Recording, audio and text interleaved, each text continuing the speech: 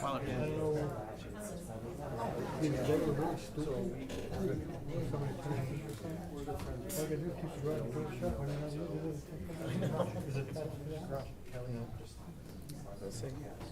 It's interesting. Yeah.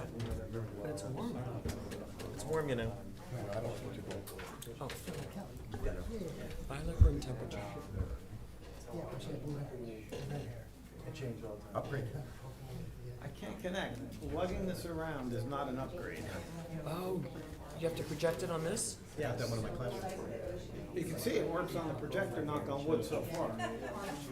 I know you'd be lost without your setup. That's my my shtick. It's like Alfalfa's Okay, we're up and recording, just to let you know. my trade. My 2-minute Denise loves it. countdown. She loves the projector. I didn't know which Denise meant at first. Right. I should put Dee Dee on this because that's what everyone calls me. Yeah, you don't get a lot of. No, except my generation was a little more common. What? No, I know what you mean. I know exactly what you mean. Kumani Kukulis. That's pretty common. I had 5 Michaels in my family. That's your So Yeah. after that, I had 3 more kids, and the next one I named him Peter, which is really not a very common. It's an ordinary name, but it's not common. And then after that, Maura, She was over to say hello before you. not common, but Irish. With McFadden, because awesome. And the last one's Carrie. Didn't give her the middle name Ann, because then it sounds like a missing her. Many times. My name is Carrie Ann McFadden. I can't believe you guys all think, I remember that. I gave it the little name Marie, which is a little alliterative, but that's okay. That's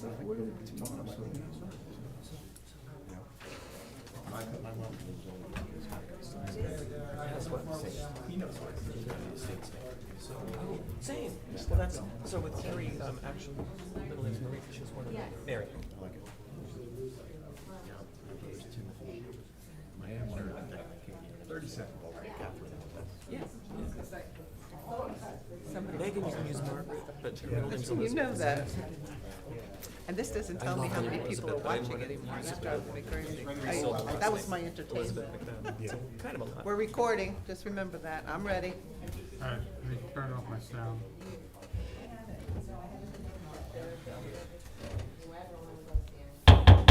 I'd like to open up the regular meeting of Point Pleasant Beach Board of Adjustment for April 16th, 2026. Get a reading of the open public meeting. Adequate notice of the time of this meeting was given under the provisions of the Open Public Meeting Act and was posted and sent to the official designated newspapers in compliance with the law. Roll call.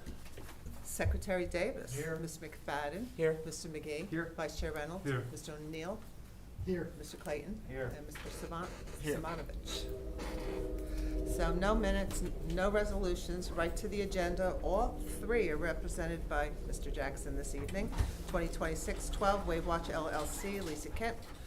2026-17 Foreshore Builders, 209 Baltimore, and 2026-06 Maurizio Calero, 307 Chicago. Didn't Phineas T. Whippy have one of those? The famous 3D. And I'm recused from the first one. Yes.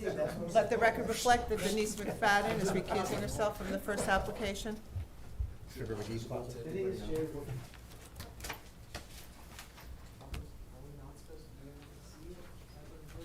We went to Plan B this evening because the screen wasn't working. The neighbors want to be able to see it also, John. Yeah, I'm sorry, I can angle it perhaps a little more, and this is what it is anyway, so. Thank you. Okay, great, thank you. That's, unless I go to Google Earth, but. Okay. Sorry about the, like I said, I'm having technical difficulties. with His laptop is not getting along with our television for some reason. We don't know. I had IT check out the TV and the TV. All right, good evening, Mr. Chairman, members of the board. Sorry about that. Yes, you, sir. Thank you. For the record, John Jackson on behalf of Lisa Kent and Wave Watch LLC. I've handed in a PowerPoint presentation, which with your permission, I'd like to mark as A1. A3. A3, I'm sorry. That consists of 12 pages. Lisa Kent's here this evening, and we also have Mr. Matt Hockenberry. He is our planner, and he's a civil engineer as well. So, Ms. Kent bought this property, and it's her home, and she has an elevator, and she also has a medical condition where she's required to keep her medication refrigerated. And also her medical condition is of the type, you know, your faculties will deteriorate as time goes on, sadly, and your ability to go up and down stairs, et cetera. So what she's seeking is a generator. And this is a house that she bought, and its condition, as best as we could tell, it was probably built in the 80s. Ms. Mills advises me that this was the Tesoro residence. I asked for prior approvals and such, couldn't get any. So there, did you send it to me? You didn't ask me for prior approvals for what? The resolution for Tesoro? For the original house? Yeah. No, I didn't send it to you, but I don't All right, remember well, it coming before this board. It would have been a very long time ago. Okay, either way, we don't have it. So, you know, it's a presumptively lawfully existing structure on the boardwalk. And what we seek to do is install a generator so that the elevator can run and so that we can have medication refrigerated in the event of a power outage. Now, on slide 2 is an aerial view of the home at 149 Boardwalk. On slide 3 is where the easement for the bungalows goes up and ends on this big, basically, lot in front of my client's house. And one of the alternatives that we could possibly do is put the generator out in this area, which we think would not be a good move. Because as you can see, it's kind of wide open, and a lot of the other homes surround it. And we think if the generator were to go in this area, say where the truck is parked on a platform, that would stick out like the proverbial sore thumb. And Mr. Hockenberry and Ms. Kent are going to explain why where we propose it we think is the best location. Where we do propose it, there are currently 2 air conditioning compressor units. So we would essentially just complete a platform and have it right in this location. Now, in this particular location, it's between the 2 houses. We have a 5-foot setback. We think the other house does as well. Mr. Hockenberry will give you more precise details on that than I can. And we're going to do an elevated platform a little higher, as is required by the new regulations to get it up out of the flood zone. And we think that this is the right place for a generator because the houses will block the sound. There's no windows there. And also, we asked the board to take into account that a generator only operates when the power's out. Or, I call it the generator will exercise itself. And we can adjust the times on that to the satisfaction of the board. And Ms. Kent is going to give testimony that it's a minimal amount of time, I think it has to run, what was it like? Has to run for 7 minutes once a month. So, little birdie's telling me 7 minutes once a month. So that's the disruption that this would cause to the neighborhood and to the neighbors. And we submit that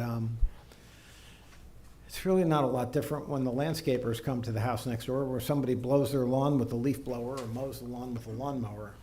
And 7 minutes is, when you consider the benefits, is not that much. Also, this platform will be elevated, and Mr. Hockenberry is going to testify that it will have the ability for people to walk.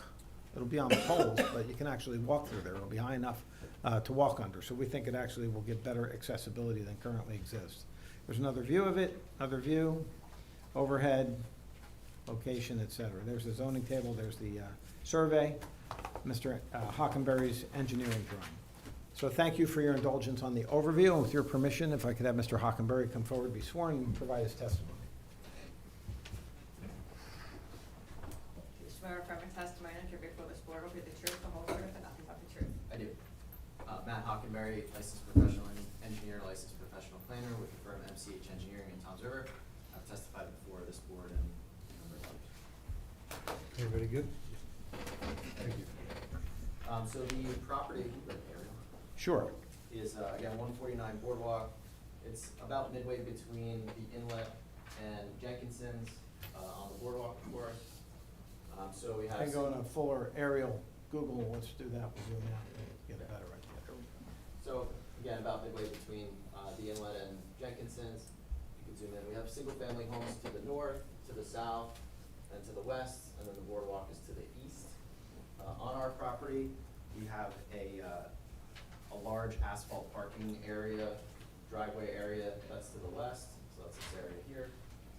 The easement for Beachcomber comes up, Beachcomber Lane comes up right into this area, and then we have a walkway that provides access to the boardwalk. That's another easement. On the south side of the house, we just have that easement in the walkway. On the north side, currently just 2 AC units that are already on that north side. You can see here in the photos. They're up on platforms, but those platforms are not high enough for the old rules or the new DEP's real rules. And then on the, you can kind of see it in that photo there. On the east side, we have a deck with stairs down to lead you to the boardwalk. So that's the site in general. On the north side, we're proposing the generator and 2 AC units. They would be on a platform that's 4 feet deep and 15 feet wide. In the materials that were submitted, you'll see the platform drawings for a 5-foot by 25-foot platform. We talked to the HVAC contractor, said that's pretty large. What can we do to narrow that down? What we came up with was a 4-foot platform, and again, 15 feet wide. That's taking into account all the setbacks that are required between the AC units and the generator. This exhibit was prepared by my office. It shows 147 boardwalk, their dwelling, 149 boardwalk, which is ours.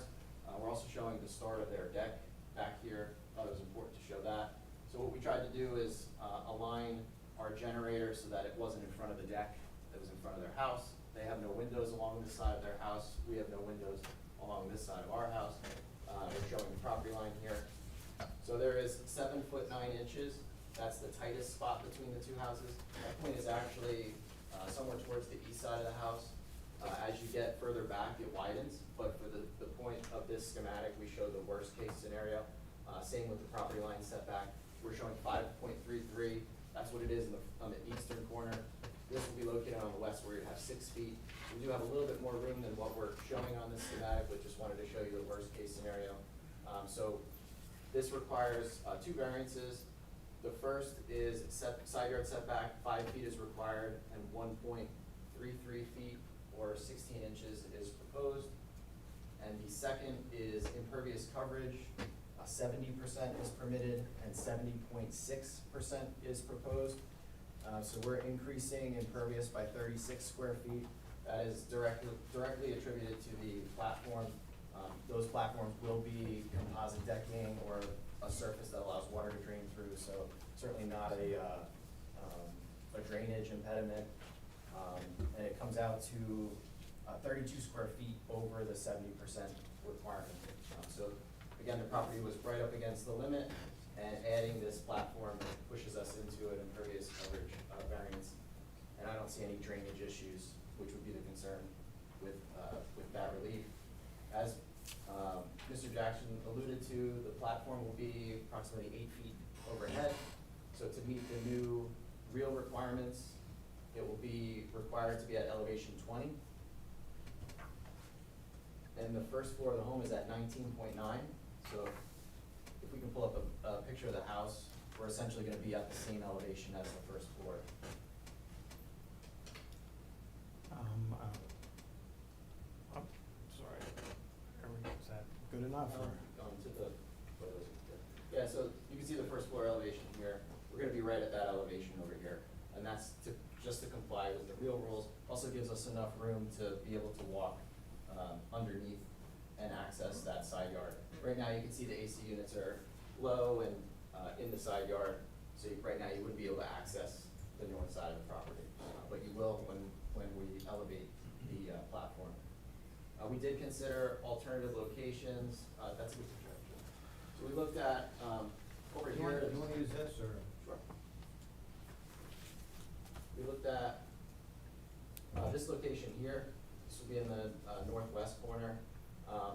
It has to be this far away so that the applicant can access their north side garage door. This area would be right out in front of these houses, which have windows, these two here.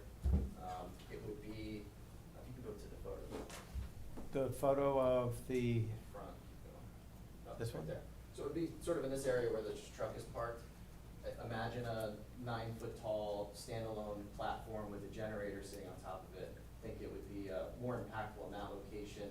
Would kind of look unsightly compared to in the side yard where right now we already have the AC units and you really wouldn't see it. this is also an area of pedestrian, right? Because that easement going up to the boardwalk, all the people, It is, it would also reduce parking, obviously, anywhere we put it in this area would reduce parking. On the south side, we looked at this area, it would overhang this fence, in one corner, so just not a great location for the generator either.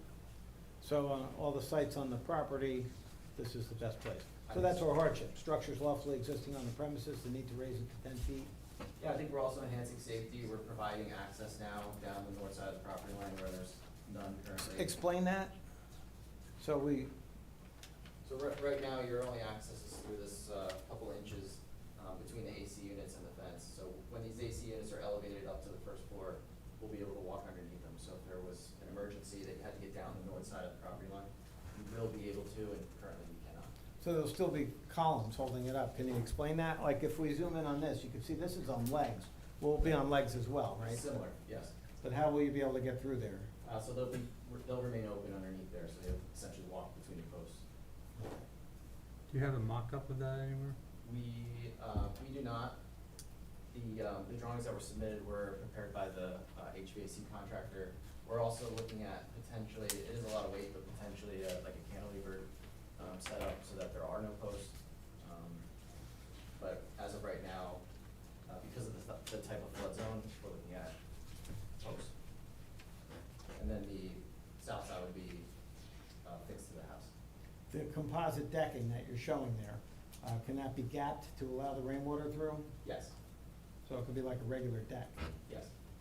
So from a drainage standpoint, I don't see any detriment. Are there any requirements that make you go 1 foot off and 1.6 foot off the house itself? Yes, so 18 inches minimum to our dwelling. The generator is in its own fire-rated enclosure. It's Generac has, it's the most common one that you see. So if you've seen one, it's very similar. We have to be 5 feet from any opening. So that would be a window, door, a crack in a foundation, a dryer vent. And then the separation between the AC units needs to be 2 feet between the AC units and between the generator. So that's kind of how we arrived at this 4 foot by 15 foot platform. So is that why you couldn't flip the generator and the AC unit to get it further away from the deck? So the neighbor has a dryer vent in this area, so if we flipped it, we would have a setback and fire code issue with that. Okay. The AC units will be running more than the generator will anyway. Yes, they currently do, but they'll be quieter. The AC units that are there now are. I'm sure they're quiet, and again, you set the maintenance run times to midday, right? Yeah, essentially, we could run this 3 times in an entire summer for 7 minutes and pick times during the day where, not at night or in the It morning. usually goes once a week. We'll do that. Yeah, once a week, or we looked at these units can also be stretched to once a month if the board Any saw fit. consideration given to some type of sound barrier between the property and these units, or at least the generator part of it? We didn't look at that. I think the generator part, we probably, think we need to have 3 foot of access on the north side in order to get to to service the unit. So whatever it Well, is, it'd we have to be something that's we have to be removable. removable. Can you review the setbacks on the north and the south side again? Yes, so what I did, you'll see on the survey, in the north, actually. So we have 5.33 feet here, 6 foot here, so the house sort of on an angle, skewed with the property line. In that diagram that I just showed you, I chose 5.33 as the worst case, but the units are actually back here where we have more like 6 feet. Okay.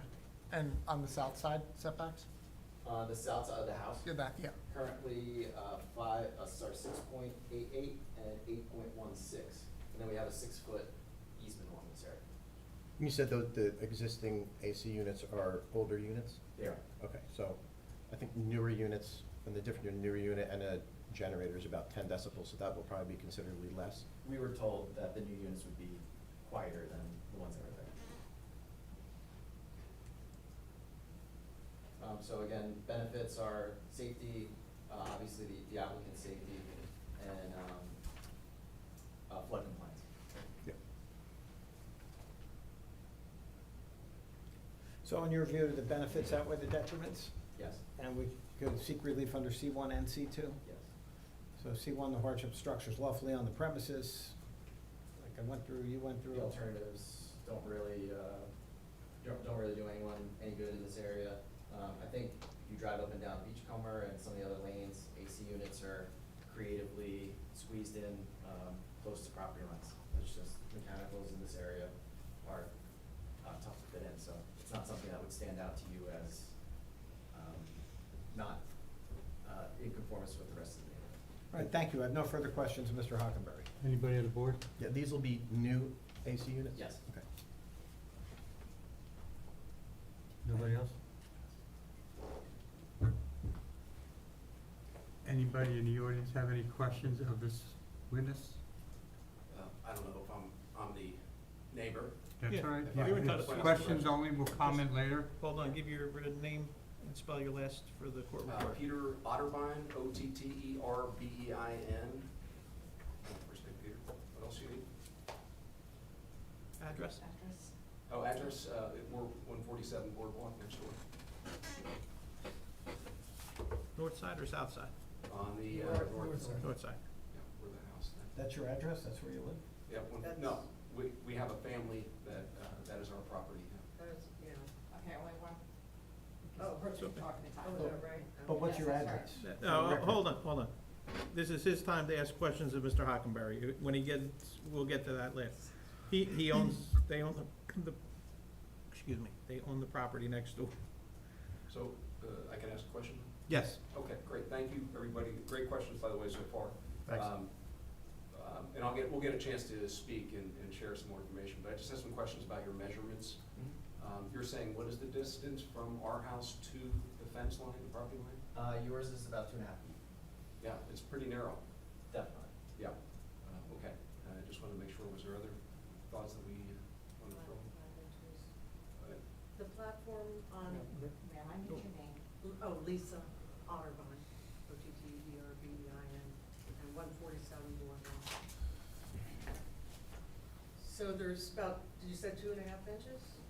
You Or have 2.5 feet? You have 2.5 feet from your Okay. house to the And fence then line. the generators are gonna be on the other side of the fence, only about 5 inches away from that fence. They'll be about 16 inches away. Okay, 16, so that makes what? 3.5 feet away from our back deck, So where we have them join and sit all the time. All right, we just, we'll have a chance to speak and everything, but Yep. I just wanted to clarify that I understood how it was being presented. It looks a little bit different on some of your slides than with their actual, and we'll be able to share some of that. Okay? So the neighbors' setbacks are not conforming as well? correct. Okay. Anybody else? I just have one question. Please. So with regard to the alternative locations, so it would be your testimony that the generator unit would take on the attributes of the principal dwelling? Since as you move away to the west, you're obviously not, you're no longer in a B zone. Correct, yes. So they would be connected to the house, so I would assume they would need to comply with the zone requirements. Thank you. I have a question about on the other side, the south side of the house. There's 6 feet between the house and the walkway, or the fence to the walkway. There is 6 feet in the east corner and 8 feet on the west corner. Right, ours is a lot like that too, property lines, but, why couldn't it be, It would literally overhang, I don't think, it's a 4-foot by 15-foot platform. So it would be right over the fence line in the the southeast corner. So it'll be on our property, but over the fence line for the easement? Right, like essentially right over the fence for that easement. I wouldn't block the easement, I mean theoretically you could do No, it. you could still utilize it, but, you know, I think, we also have windows on this side. Our neighbor across the south also has windows on that side, so we just felt like the north side was a better fit. There's already existing AC units there. We have windows also on the back. It's just for questions right now. I'm just following. Oh, did you know that we have windows on the back of our house? I do, not on the south side. On the porch, right, yeah. Mr. Hockenberry, can you reiterate again what the requirement is in terms of proximity to windows? Yes, so to an opening, it's 5 feet 5 feet from a generator. okay. And again, the generator is silent 99.5% of the summer. It's 7 minutes once a month. It would generate a noise. Have you have you considered, locations on the elevations of the property, perhaps off the roof terrace, perhaps off the facing the parking lot section, which would be So we, unopposing of the neighbors? we do have windows on the west side of the house that would prevent us from being able to do that. And the roof, the applicant did ask about the roof. She was genuinely concerned about her neighbors and how they'll perceive what's happening tonight, and was told that the roof is not an option. There's no flat area for it. There's no way to access it for maintenance. And again, this location would also be conforming. We just felt, you know, from a view shed standpoint, it would be a bad location for everyone. Including view from your deck, you know, having to look out here and see a generator on its own platform 9 feet in the air, whereas here seemed like the best location. Yeah, it's directly, right, I see where you're thinking, it's a very compact area. I don't know if your visuals are giving it a clear view, but we'll have a chance to present that. And can I ask a question? Are there windows on the south side of the house in the back? No, there are windows in Ah. this area. On 149? So the space in the back of the house, back corner that you just pointed at, that opening is not wide enough compared to the other side? On the south side, Yeah. we would, to fit the platform on this side, it would, the corner of it would essentially hang over the fence line of the walkway. Would it need to be as long on the south side without the air conditioning units? No, if we kept the AC units on the north side, then it could be shorter and could fit in that, Well, that's interesting. that corner. That's compelling. The AC units, again, are the noise generator, so Yes, we do. they're Well, on. you know, we also understand, you know, as elegant as these new systems are and the Questions? Generac systems. Questions?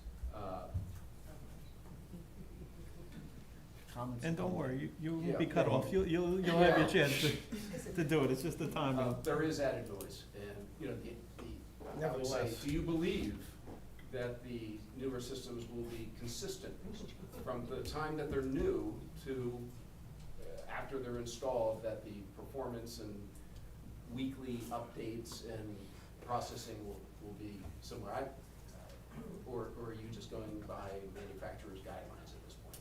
That's all we have. Yeah, right, okay. So can you tell me, when you talk about the back parking lot, little area, I know, but that's a feasible place for It- that. It is a feasible place. The setback requirements are 5 feet from property line.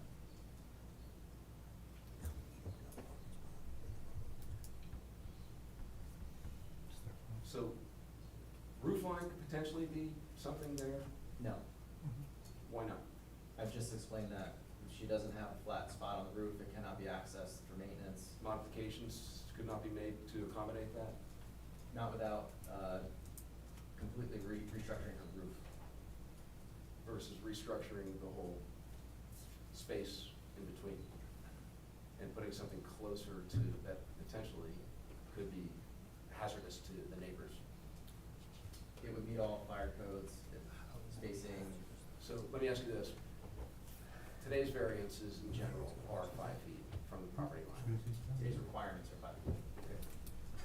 what is the distance between the fence line and the house? Our house? Yeah. 5.33. Okay. It's been established a couple times now. That's cool. What I'm thinking is that once you put that device in there, what is your distance now to the fence? 1.33 feet, that's the variance. I just want to bring that up again because that's not 5 feet anymore. That's correct. Okay. I have a question. You said it's hazardous to neighbors. Can you expand, how is that hazardous to you? We'll present what we have and. Yeah, hold that I'll till- try to be hold that till their logical and, testimony.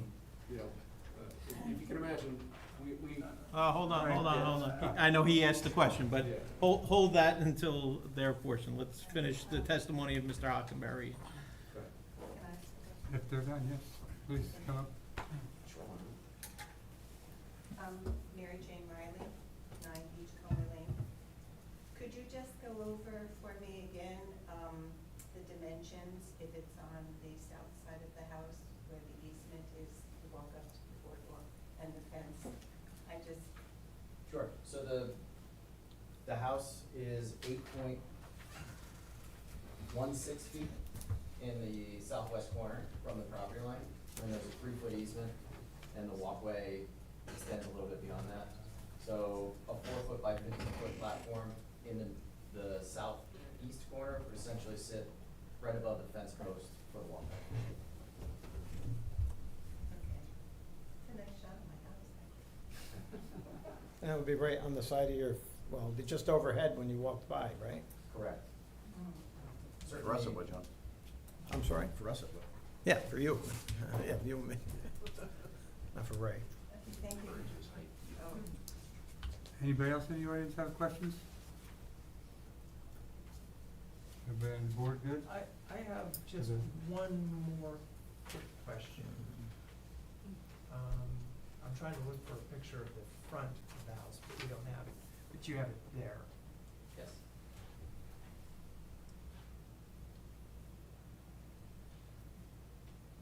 You said that the platform height will be roughly the same height as the deck that currently exists. It looks like the deck is fairly substantial. Is there a reason it can't be placed on the deck if it's only gonna run 7 minutes a month?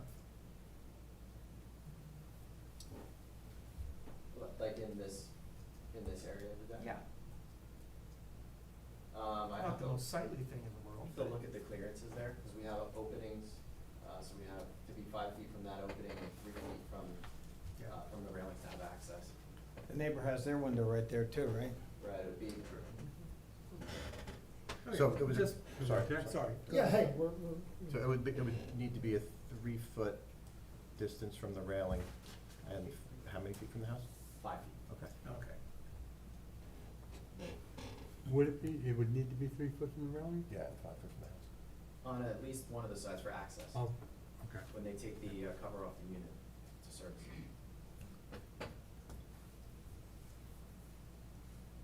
Anybody else? John? Just, Miss Lisa, Ms. Kent? Couple. Oh, have a seat. Okay. So, I'm Elise Kent, ELISE, I'm from Clinton. Do you swear from a testimony you'll give before this board will be the truth, the whole truth, and nothing but the truth? I do. Thank you. Ms. Kent, can you just tell the board your history with this property, how long have you owned it, and why you're seeking to have a generator, and what you've kind of done to try to figure out the best way to put it, and what kind of research and investigation you've done, what kind of due diligence? Go ahead, if you could just tell them. Bought the house a couple years ago, have done a lot of work on the exterior of the house. You have actually previously approved a platform just like this when I was doing the deck, and I chose not to put it up. I struggled financially to get everything done that I needed to get done, and then I had an air conditioning unit go. And when I had the air conditioning unit go, the company offered me to do my condensers at the same time as a generator I had asked them about, because I wanted to make sure when there were power failures my medicine, which costs, by the way, I have MS, if anybody wants to know why, the medical reason. So it's about $14,000 worth of medicine that I keep in the refrigerator there, and it has a lift to the middle floor, both of which I rely on for electrical. So I had hoped to do the generator and the 2 condensers at the same time, have to upgrade the electrical at the same time, which is on that same side, and do it all at once. At that same time, I also wanted to be courteous to my neighbors. I asked a lot of questions about the decibel level of the generator. I settled on one that they told me was 42 decibels at maximum sound. And I also asked them to please evaluate all other areas. And this is the area that was least impactful from a visual standpoint, an electrical standpoint, and a variance standpoint, ordinance standpoint, from all, this is Dwyer Electric, all of the evaluations they did. Couldn't get it on the roof for me, which was my first request. Put it out into the parking lot, interferes with another neighbor who has windows right there. They did say I could put it on the deck, but I'd have to push it all the way out the front deck. I didn't think it made sense to have it facing the beach and also obstructing my view and right adjacent to my neighbor's view, so I didn't think it would be, That would helping also them look at nice all. for people walking on the boardwalk, right? That too. I tried, now the house looks nice for people walking on the boardwalk. So overall, I wanted to make a decision that was for an emergency use only generator that maintained where the existing condensers were, added the generator only for emergency use, and covered me from my medicine and from the use of the lift and only when there's a power failure. By the way, I also had priced it out to include outdoor outlets on the generator, so the neighbors could plug in if they needed to plug in a refrigerator during a power outage as well. Really do not want to cause harm, hazard, or disturbance to them. You said 42 decibels at max? That's what Dwyer told me, and we have the whole 100-page manual on the Generac generator that we can provide. Okay, those are all the questions I have, unless there's anything you'd like to add? Just that it, Quiet office. what? Refrigerator. I don't know how that is, but it's less than my gym when they have Zumba, I know that, because they tell me how many decibels. The other thing I wanted to say is obviously it is a hardship to move the gas line and the electrical all the way to the other side of the house or dig up underneath the parking lot, which the Beachcomber Lane Association, after 40 years, they finally just repaved this year. So those are 2 things I was trying to avoid for all my other neighbors too. Those are all the questions I have, thank you. Okay, You have to wait. you Anybody might on be- board? Any questions? question? Anybody in the audience have questions only of this witness? Thank you very much. Thank you. That's our case, Mr. Chairman. All right. So Ben, I have to open it to the public. for comment. Yeah, for public. Right. If any of us have any comments, this is the time to get up and let us know how you feel about this application.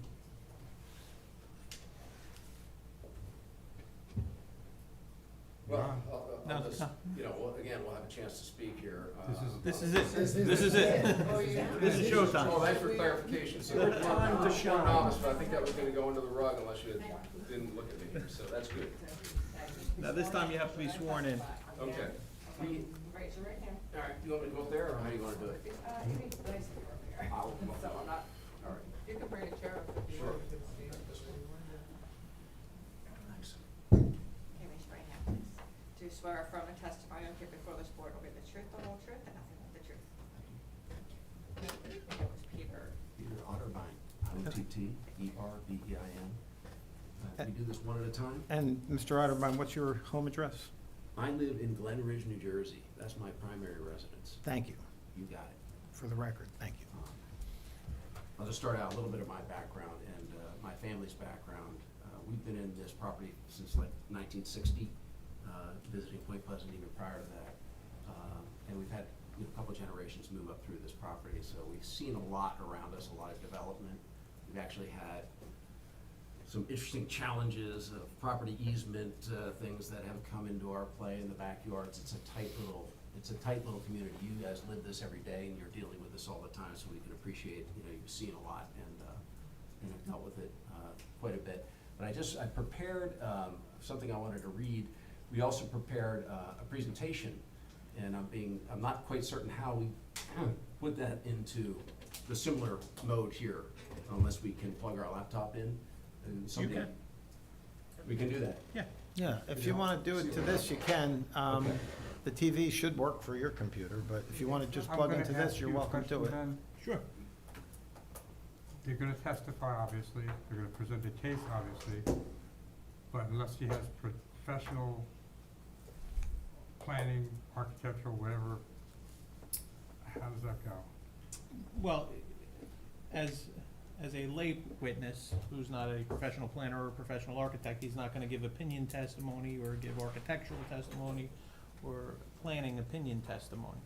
What he's gonna give you is factual testimony about, and I'm not sure what, but he's gonna give you factual testimony about the property and obviously Right. his thoughts on the application.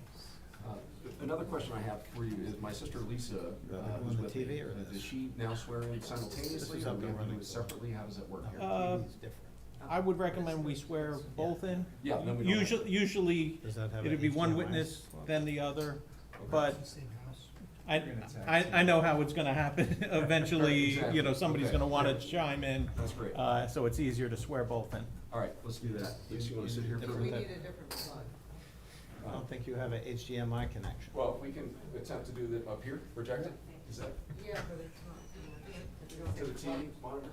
Oh, I don't know. Can we do it up there?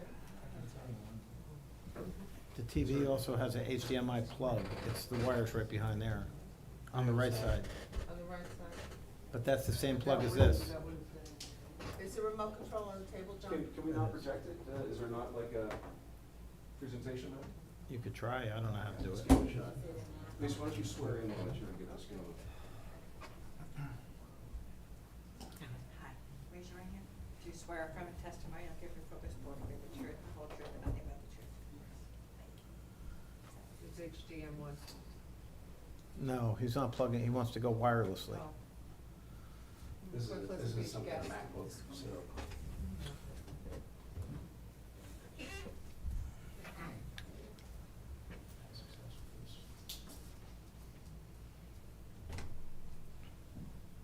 We We also, also- we made some handouts. Did so you we also can give sign you- it, or? I did. If there's a handout, could you give it to John, because he'd have to review it first and then turn to And I'm sorry, I wasn't listening when you got sworn in. Did you give your address? Oh, mine is 101 Warren Street. 101 Warren Street? 101 Warren Street, Where? New York, New York. Okay, thank you.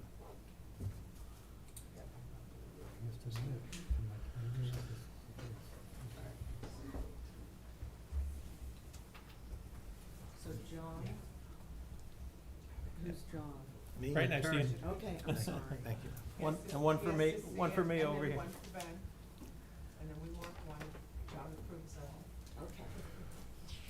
It's just the same pictures and things, so I know, but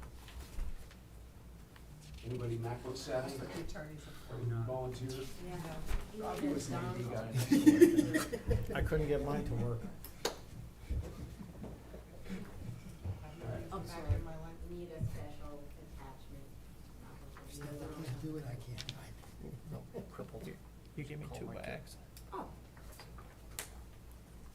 right, I'm gonna abandon this and just, maybe I Yeah. can present it and we'll John, was it move okay along with here. you to pack it?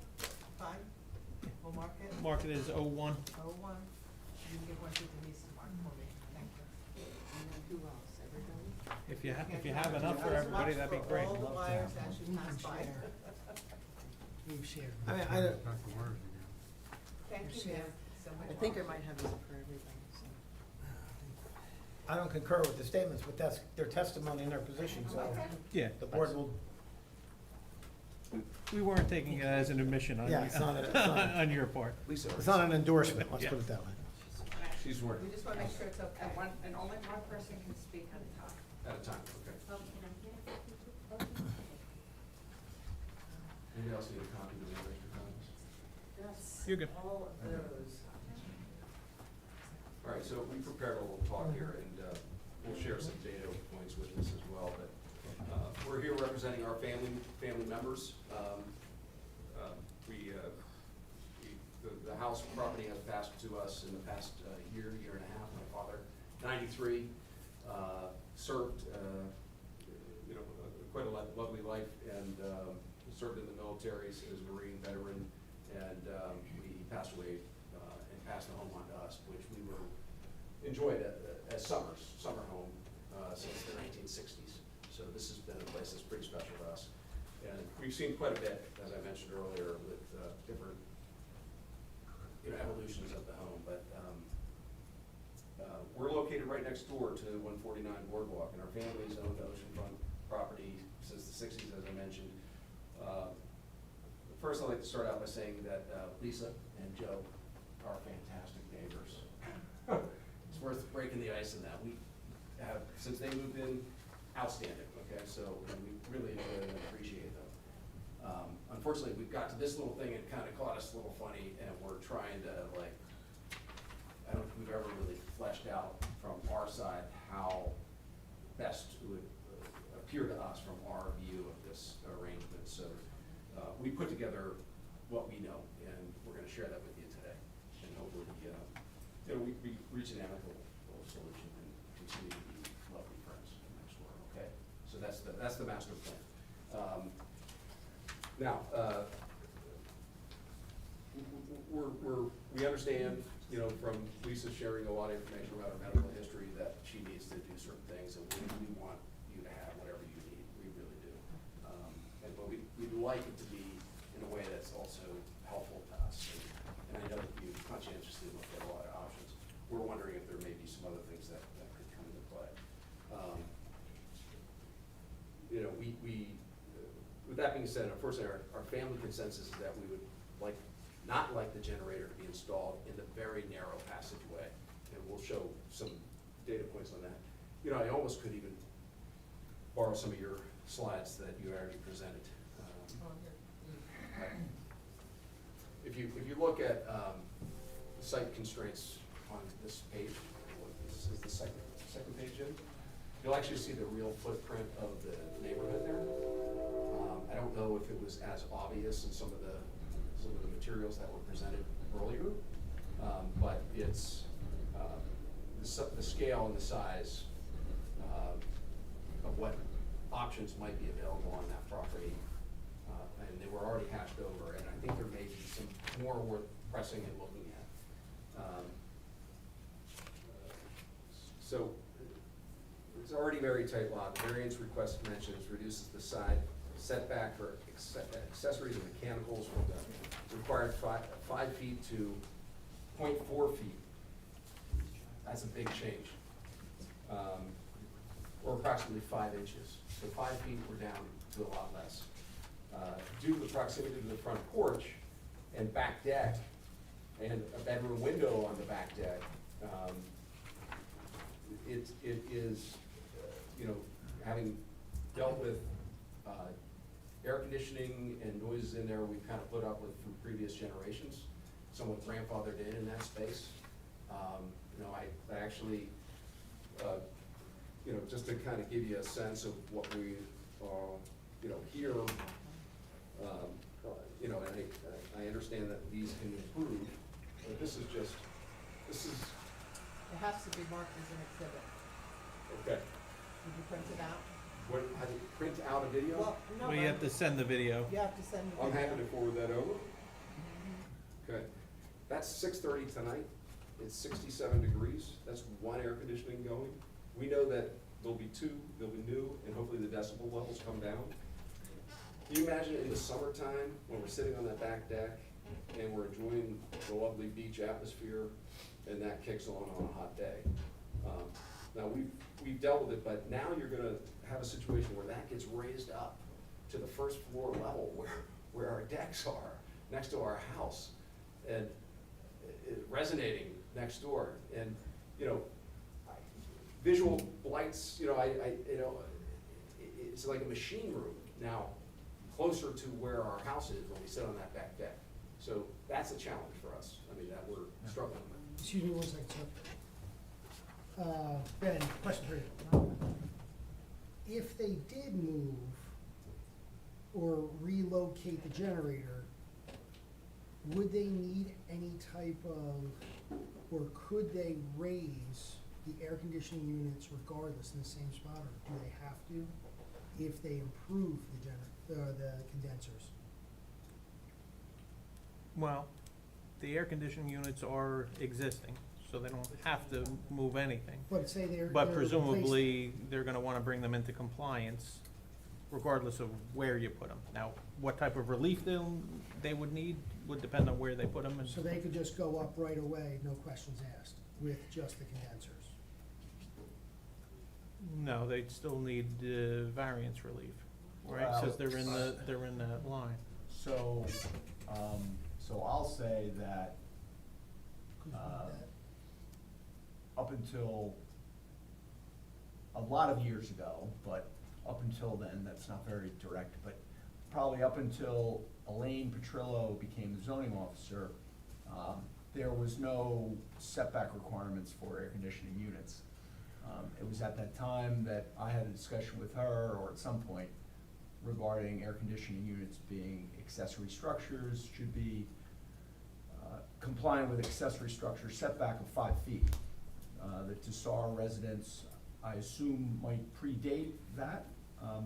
And I can tell you that acting as the zoning officer previously for Point Pleasant Beach, when I found that air conditioning units were installed legally with permits, that if the applicant needed to replace them and therefore chose to raise them to be compliant with flood elevations, I issued a zoning permit for the same, so. Okay. Sorry, I'm No, disagreeing with that's you. okay. but- That's I just wanted to but- understand the But playing field. that's how Sorry, I just had reacted to those. No different than a non-conforming house. If your house is non-conforming with regard to the setback and you're elevating the house, then you're not moving the house to conform to the setbacks. The house is, as long as it's legally non-conforming. So, I just wanna make sure I understand this correctly. If the applicant decided to install new air conditioning condensers and wanted to raise them to be conforming as a pre-existing non-conforming, they should be fine. Yes. So she could raise those as they are right now without coming to us. You would have been able to get a zoning permit. Okay. That is correct. Thank you. Now, I'm not the zoning officer now, but that is how I have acted as the zoning officer previously for, 2.5 years that I was. Correct me if I'm wrong, Mr. Savicle, but when you go for a permit and you're below the flood elevation with a condenser, you're required to put new equipment at the proper elevation. That's fine, They make you do it. that's fine. Yes, I always did, yes. Yeah. Perfect. They make you do it. Thank So you if for it breaks answering. and you I fix it, should you have gotta put it up. Okay, thank you for that. Sorry, I just had to. No, that's good. We understand that a reasonable and feasible alternative might still be available. Things were fleshed out tonight. On the south side of Boardwalk, 149 Boardwalk, there may be objections from the neighborhood HOA regarding this alternative solution. However, based on federal law, Fair Housing Act, and New Jersey state law against discrimination, these objections could be overridden since Lisa Kent's medical condition.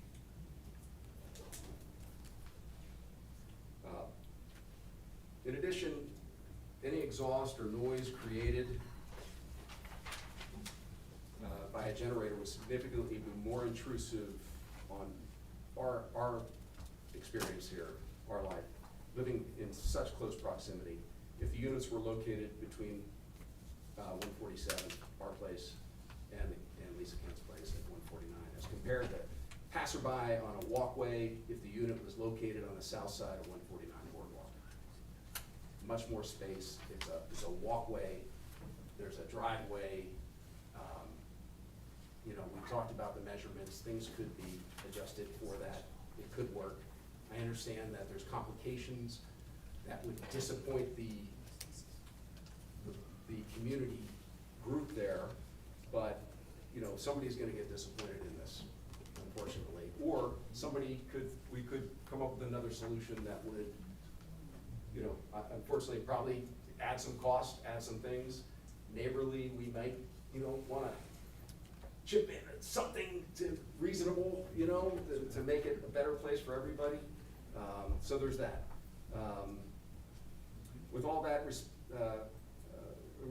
respectfully ask the board to hear out some of our more presentation here, and then we'll go on from there. Lace, did you want to add anything, and I'll stop for a minute and let you go, or do you want me to tuck into this? I think you can just maybe go right into this. I mean, you looked at the first or the second page, and you can see, you know, the area view, we all know it's very tight in that area. We also have no driveway or secondary access. We had to get an easement to walk from our back deck out to Menard Grove at one point, because that's how cramped it is in there. So we kind of are familiar with that. Very narrow, heavily, really heavily impacted. Adjacent property is significantly larger, offers substantially more outdoor space and flexibility, provides the alternative feasible placement options. Then the next page shows in between the houses, there's 62 inches in between their house and the fence on their side, and there's 28 on our side from our house to the fence. And we have a deck right here that we enjoy in the summer, and it's kind of like you would just see mechanics over there on the side.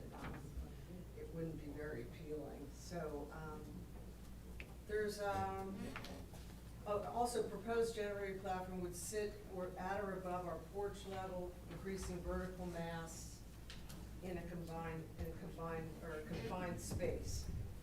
Combined structures create a stacked wall-like barrier. Proximity and overcrowding, side yard extremely narrow and constrained. Setbacks, when we talk about that, it's really like only 33 inches to our house from where this thing is gonna sit to our back deck. It's just an overwhelming burden and non-conforming area for us. And we'd love to have it in another location. Do you wanna do this, Pete? Sure. Okay. This gives a better visual. I know that a visual was not prepared or provided at this extent, what it might look like if it was elevated. The black box that you see in the picture representing the generator, potentially elevated, however that's done. It sounded like maybe you could walk under it, that's great. But the visual on this is significant, and this is just the generator face. And if you look at the proximity of where it is to the deck, and we're about 2 feet 9 inches. That's a lot to ask from enjoying your deck, to have a visual of a machine essential and you know, air conditioning pumping further on down from there. You know, it's in very close proximity to a back bedroom. There's windows here on the deck, not to mention just the serenity of sitting there and enjoying the summer day when the air conditioning comes on, or in the mornings or the afternoons. Not unlike the experience where you might expect to have all these expectations of, oh, it's gonna perform at this decibel, at this level, at this time, but, you know, I'm telling you, it was, you know, I didn't admit, but I'll just tell you that, you know, the air conditioners are running this evening, 6:30, and it's 68 degrees outside and windy. And so it's, and we don't wanna take that away from our lovely neighbors. We want them to have great comfort lifestyle. It's just, this experience is a little bit much for us, to have that encroach into our living experience. Anyhow, I'll move on to the next page, because I think I've covered enough on that one. You know, this is the distance on the other side. If you go to the next picture, you'll see approximately 5 feet of space on that side. 6, whatever. And you know, I don't know if you know, elevating that up to the first floor with a deck out there would alleviate the overhang to a portion of the walkway, a fence. I don't know if that's a problem, but it's certainly worth looking at. The elevation of that could be much more appealing in a much more open area. It could be designed in a way that it's attractive, it's a part of the house. I understand there might be more expense involved in that, but it certainly would take away from the cramping in a confined space in an alleyway that introduces, for example, there's a reason that the unit has to be so many inches or a foot and a half or whatever it is from the house is bumped out due to fire hazard. Well, what's gonna happen in that alleyway that's so narrow between two houses, which has a history, of fires in that area? So, it's something to consider. I don't know how you get access to that as easily if there are firemen.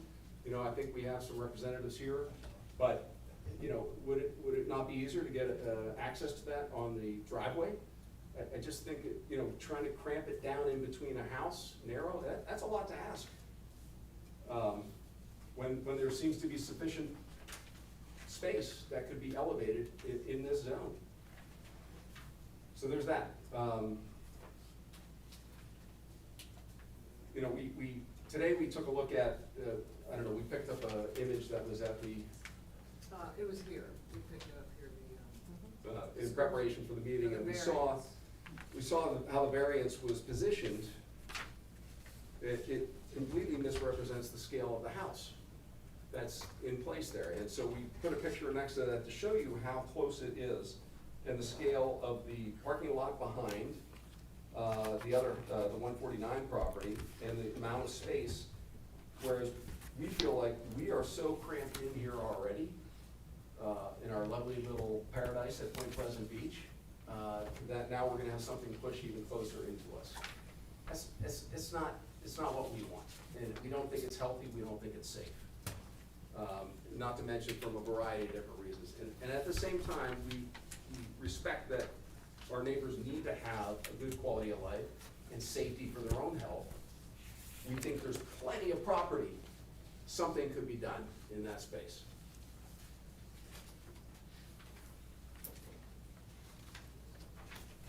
The next page, again, kind of reiterates the scale of the space around the other property versus this narrow slot here. I didn't see this presented by John, but it, if anything like this is completely mismeasured.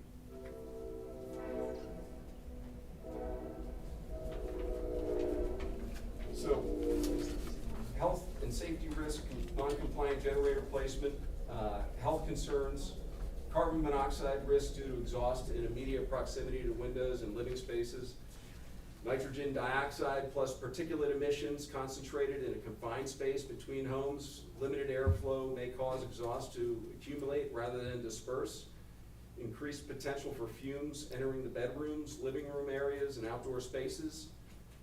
That's when everything is even working to manufacturer's spec. Safety concerns, we're talking about 5-inch setback provides insufficient separation from structures. Equipment positioned at near living level, increasing exposure during operation. Fire risk concerns due to proximity to structures and existing mechanical units. Restricted access for emergency response and maintenance. Deviation from guidelines increases risk of improper ventilation and heat buildup. And it gets hot. It gets hot. When it starts baking, the past few summers it's been rocking. And so we have power dimming situations, transformers blowing up, things like that going all the time. It's a challenging little narrow slot that we're now cramping even further and encroaching in. I also want to just say, where do we go when we try to make a modification to our property? And we've got a variance that's up against our property so close that we now are restricted from doing something that may be, expanding or doing something and modifying the home that makes it more appealing for our family. Are we taking that away from us by having this encroachment? These are things that we're very concerned about, And we think that there's plenty of room, plenty of options that if creatively addressed, could be done on the other property, which is significant. I would even argue, I just learned, congratulations, I understand there's a new addition to your property holdings. There's another, the home behind the house, behind the parking lot is also in your possession. So you have quite a compound now. I can't believe we can't find something that would work out and just make everybody happy. And, you know, again, I'll just kind of point that out. I do want to ask you if you want to add anything else that's come up, Lisa, but if not, I can conclude. I think we're just, we just, sorry. I just, you know, we've got some significant concerns about the outcome of this and where this is gonna end up going. And we do not want this for our health and safety. We think that there's plenty of options that should be considered. And we've mentioned a few. Some of those are short-sighted in their response. I appreciate the entire board here and your experience in looking at all this, and your experience in talking to neighbors. As you can see, this is something that we don't do every day, but we are concerned that you know, it's going to go in a way that makes it a little bit less habitable for our family next door. I'll leave it at that. Thank you, ladies and gentlemen. Appreciate you. Thank you. And thank you. All right, don't go nowhere yet. Yeah. You got it. I have a question. Any questions from the board? Yeah, I have a question. Mr. Irvine, first off, you know, I've spent a lot of summers playing in this neighborhood, so Yeah, I know it very It well. looked familiar to me, actually. You know, the impression I'm getting from you is that this generator is gonna be running relentlessly all day long, 24 hours a day, constantly pumping. And testimony from the experts seem to contradict that. They seem to say 7 minutes once a month, probably during the day, most likely when you're not home. I can't reconcile those two things. I think you're painting a picture of constant chaos in the neighborhood, and I think as someone who lives here year-round, I don't see that or feel that. So I'm just would like to hear you reconcile this constant barrage of noise with 7 minutes from, Right. or during, you know, probably a traumatic event when we lose power, which up there is pretty meaningful. So can you just reconcile those briefly for me? Yeah, I think you got a combination of quality of life experience from having been there for generations and just, you know, family members staying there and experiencing that. Now, keep in mind, when you move that whole piece up into that second level, you're talking about a sizable, visible albatross of a machine room, right? You've got an arsenal of devices that are providing electrical machine performance that was restricted earlier to a lower level. We got into a situation where it was grandfathered in there probably because it was predated, you know, you mentioned the ordinances back in the day, so they were put in there. But now we're talking about elevating those. We're adding an additional device that takes up more space, a visual light, right, coming out in a very confined space. So that's part of the health experience there. It's not just the 7 minutes that you're referencing. And I would argue that I don't know anybody's machines that are running after they've been in for a year or two for 7 minutes once a month. I think you'd be hard pressed to find any of your neighbors. Yeah, I mean, No, that's my a neighbor schedule. has them and, you know. That's speculative. I'm throwing There's that. no speculation, that is Okay. a scheduled event. Okay, I understand, because I've read that it takes more than that. Well, you can read, but I have one in my yard Okay, when was yours installed? 2 years ago. Okay, Give you a variance for it. all right, Thank you. thank you. And I just want to make a statement to you. Yes. 2 points. You mentioned your property. If, for any reason, you come before this board with anything on your property will be evaluated within its borders. It'll have nothing to do with anything that happens in any of your surrounding properties. Right. Okay, Yes. because you had mentioned that, I want you to understand that. If this thing was right up against your property line, Right. we would still evaluate whatever your application is based on your property within your boundaries. That sounds right. Thanks. Now, did we go out of turn before I ask anybody else if they have questions? Should John have been able to? Yeah, you open it to public if, public where John has any questions of the witnesses. I have no question. Okay, Thank sorry, you. I did. Thank you, no, that's okay. Anybody else on the board? I look right down here, Tom.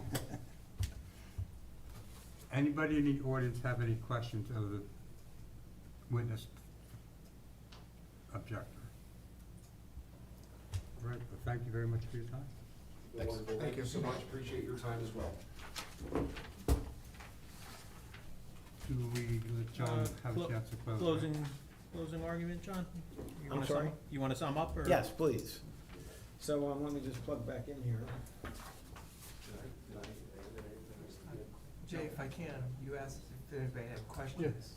Is this someone comment? Is it something we should deliberate, or? No, No, but- I mean, do you, Okay. anybody in the audience? Yeah, no. Oh, I'm sorry, yes. Right? No. I thought you already asked, but I is did. there anyone else in the public that has testimony or comment that they wanna make on the application? Okay. No. I thought you Thank did. sir. Sorry. Thank you. And then just, Mr. Chairman, I just went on DocuSign, and I note that, in 2018, 149 Boardwalk had a direct replacement of the air conditioning units in the fronts. 2018.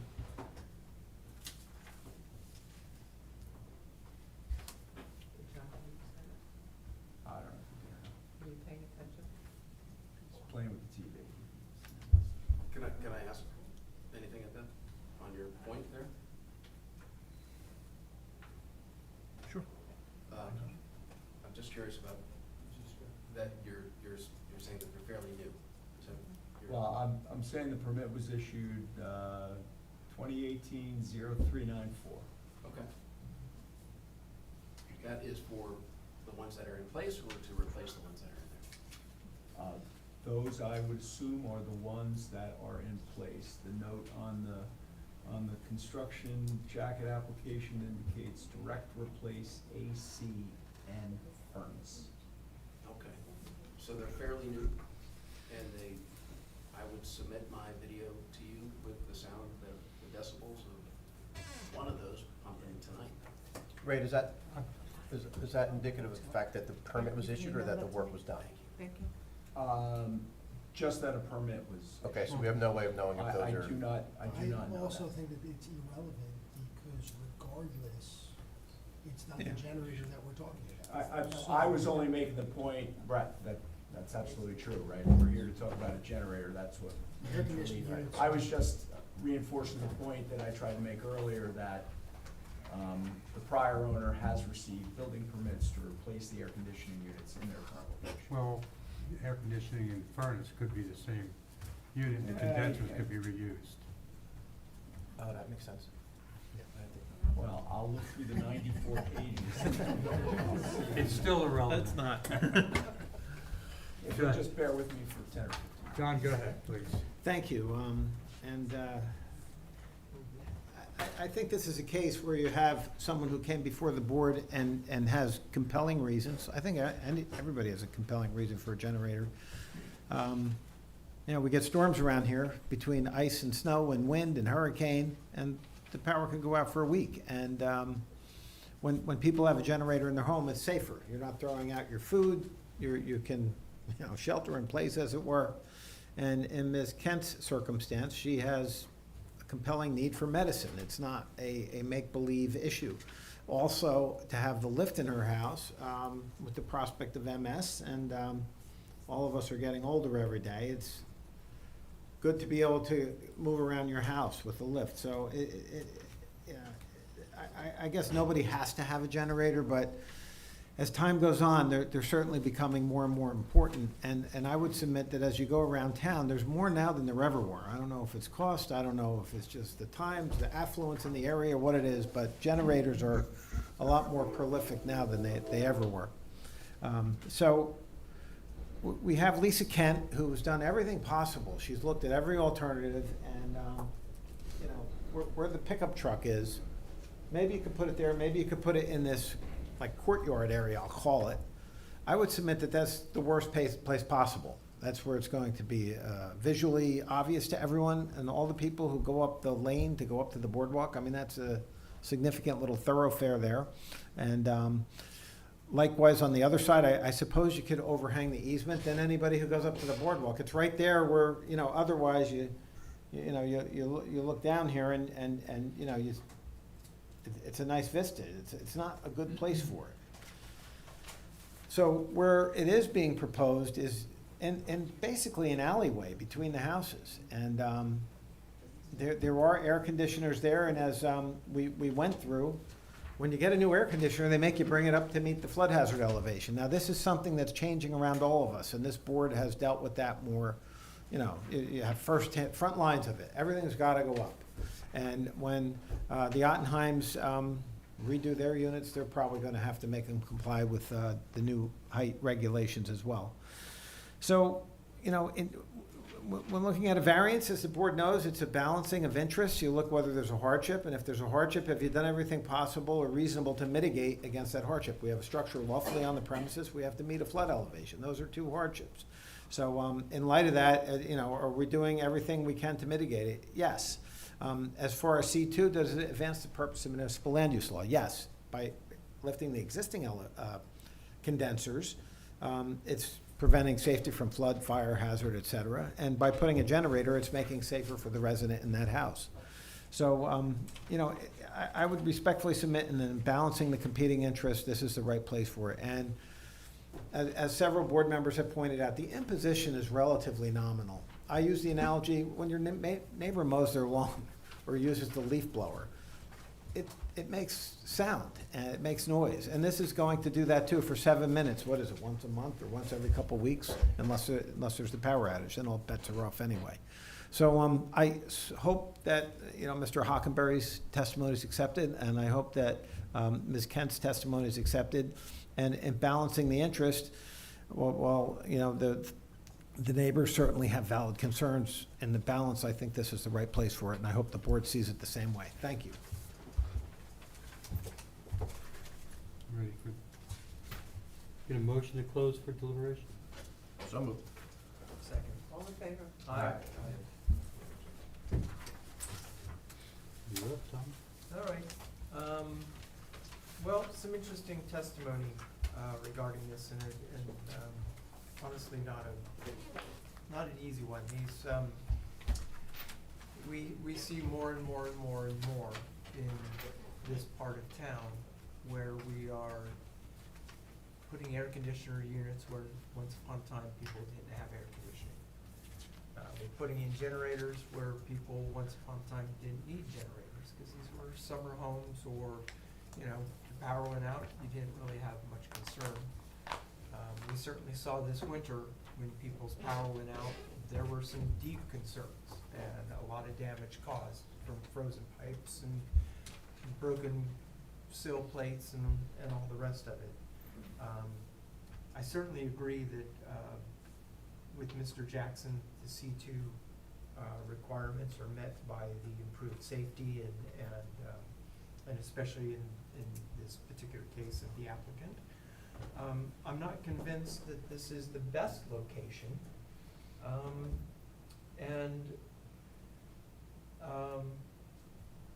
I mean, truth be told, I wish with all that roof space that solar had been a consideration with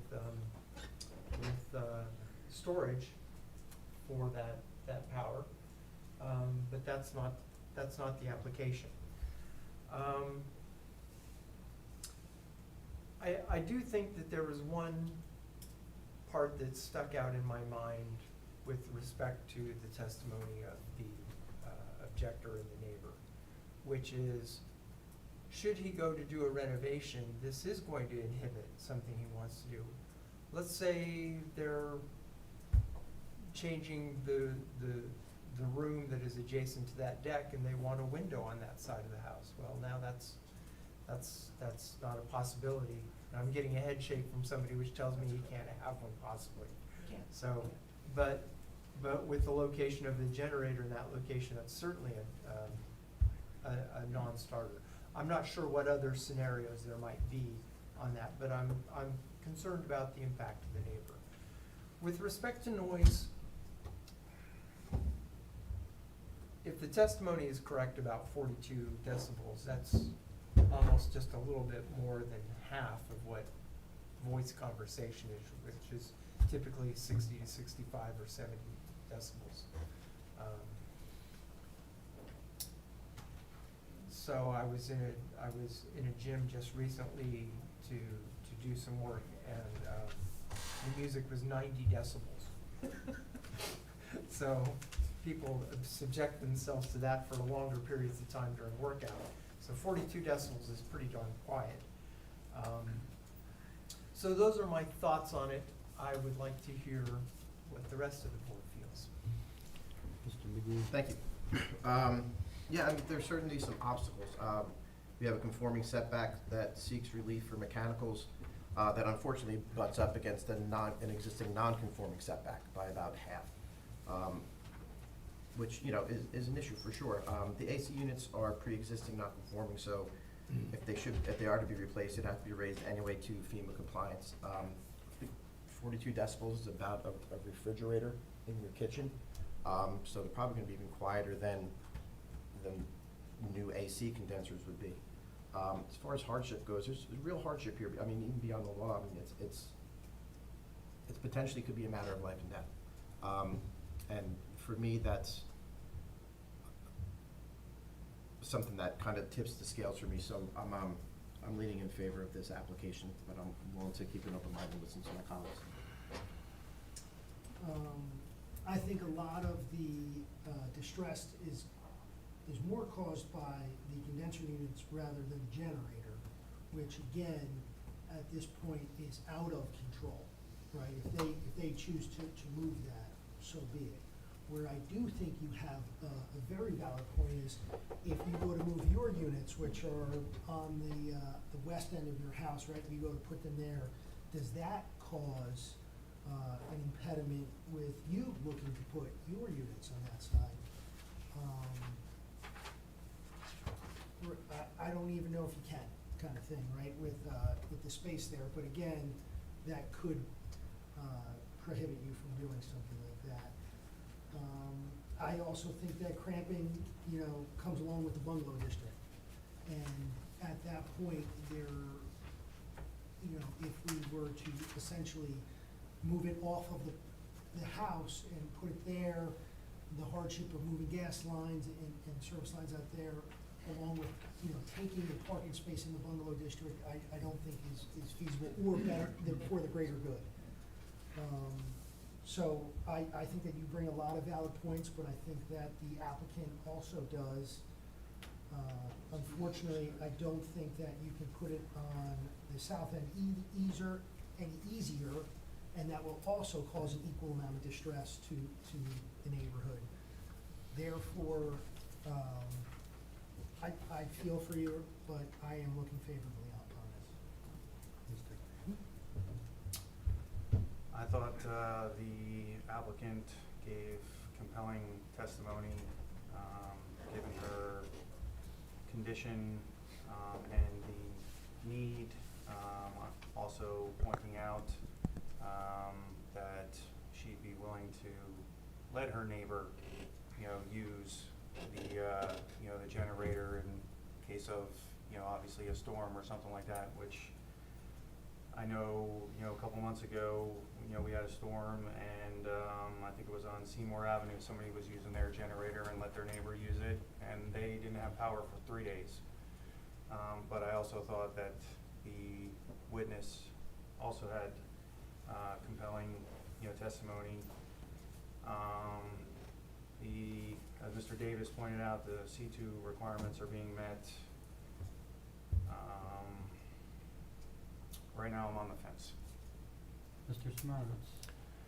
Yeah, I will share, Mr. Audubon, I've seen a lot of experts come up and try to show us that they've got ideas for places where things should go, and the reality is they really shouldn't go there. And I think Mr. Hockenberry did a very good job of saying, I don't see another place where this could go that makes a lot of sense. And so that then brings me back to, have we met the criteria for the variance? Do the benefits outweigh the detriments? And this one, I think the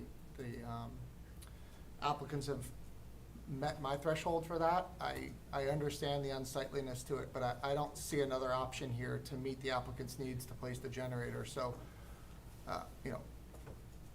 in consideration of her having the ability to have the generator, and this seems like the most logical place for me to have it. So I'm right now leaning in favor of the application. Everybody has stated very good comments. It's not an easy decision, it's not an easy application, it's not as easy as it sounds. But that being said, in my opinion, the generator in 2026 is a life safety device. It's not only for the homeowner, but for our first responders who don't have to, get up there in a flood or a snowstorm to help somebody out of the house or to move their location. It's a tight spot, it is, but it's up against the wall where there are no windows. As far as the view from the porch, it's really de minimis. It was presented as this huge monster machine. They're not that huge. They're probably the size of a Foot Locker, maybe 2 Foot Lockers. 42 decibels has been stated by you guys, by the gentleman down here. It's a refrigerator. It's not going to be overwhelmingly noisy. It's only going to run max once a week for 7 to 10 minutes. If it is needed, then it'll run, obviously, and hopefully with the infrastructure being taken care of and rebuilt, it won't have to run that long, like our neighborhood. What else do I got here? That's it, really. The biggest thing to me is life safety. I think everybody should have a generator if they can. And then the option is, if we don't approve this 42 decibel generator, if we get a pull start gas generator in there, they're more in the 60, 65 decibel, and it's a whole different type of noise. So get motion to close for deliberation. So moved. Second. All in favor? Aye. Get a motion to approve or deny. There's no, No condition. Should we set a condition like, hey, maintenance runtime during working hours? that we could do. Weekday working hours. That would be up to the person making the motion. And there was testimony as well that because the elevation of the platform, there would be access underneath. I don't know if the board wants to mandate a design that would assure that. And you would review it? Sure. I'm not sure you have something to do.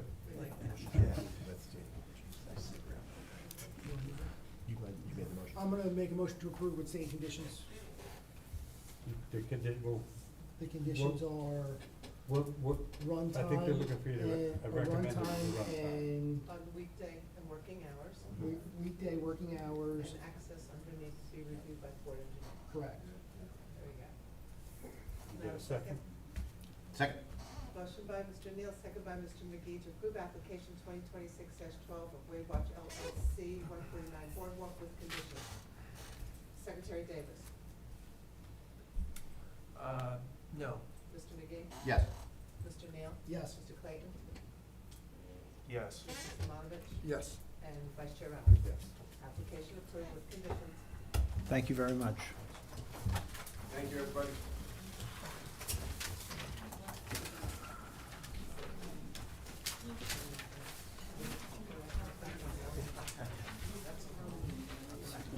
Rock and roll, John? I'm ready, for sure. Secretary has had a year's experience.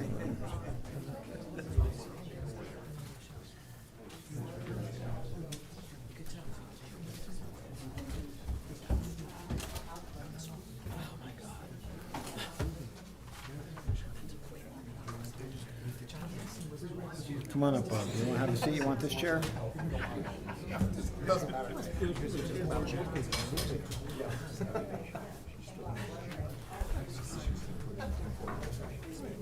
Yeah.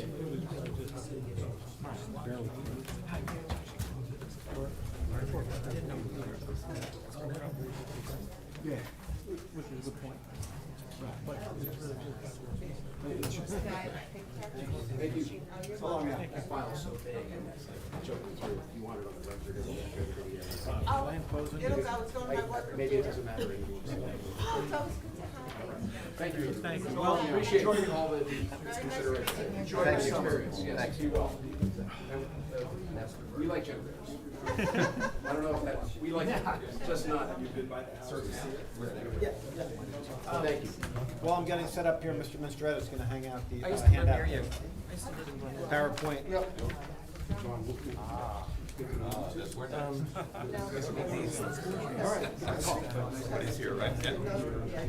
Thank you, thank you.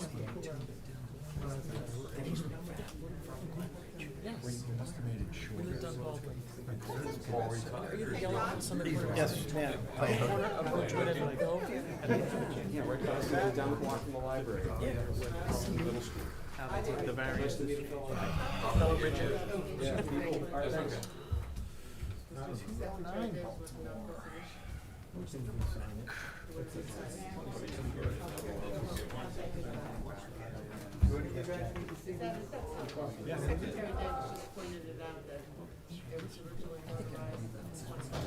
Yeah, the application. But if I push this back, and this, yeah, No problem, Mr. Davis. we'll give him two demerit stuff. Good catch, Sal. Hold it as, hold it as. Oh, let's bring him up, yeah, he denied the first one. Yeah. They're coming in with this one where it should have set back, so. No. You were standing. Very official. I don't think you're voting anyways, Ryan. 1, 2, Dee Dee's back. 1, 2, Oh, 3, really? 4, Yeah, 5, that's 6. really insane. Huh. No, we only have 7 with her. Everybody's in. Yeah, that's insane. We only had 6 votes. Oh, my God. 3, 4, 5, 6. Oh, that's right, Lee's not here. I got all confused, sorry. I'm important. You're in, you're in. So was Lee. I'm starting. I've never misjudged an agenda before. Street He was gonna vote anyway.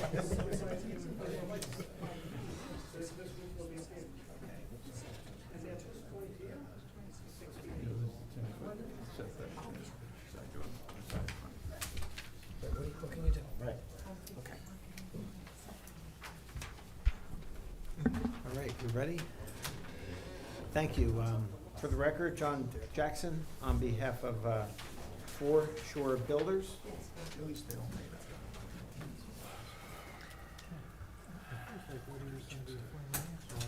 And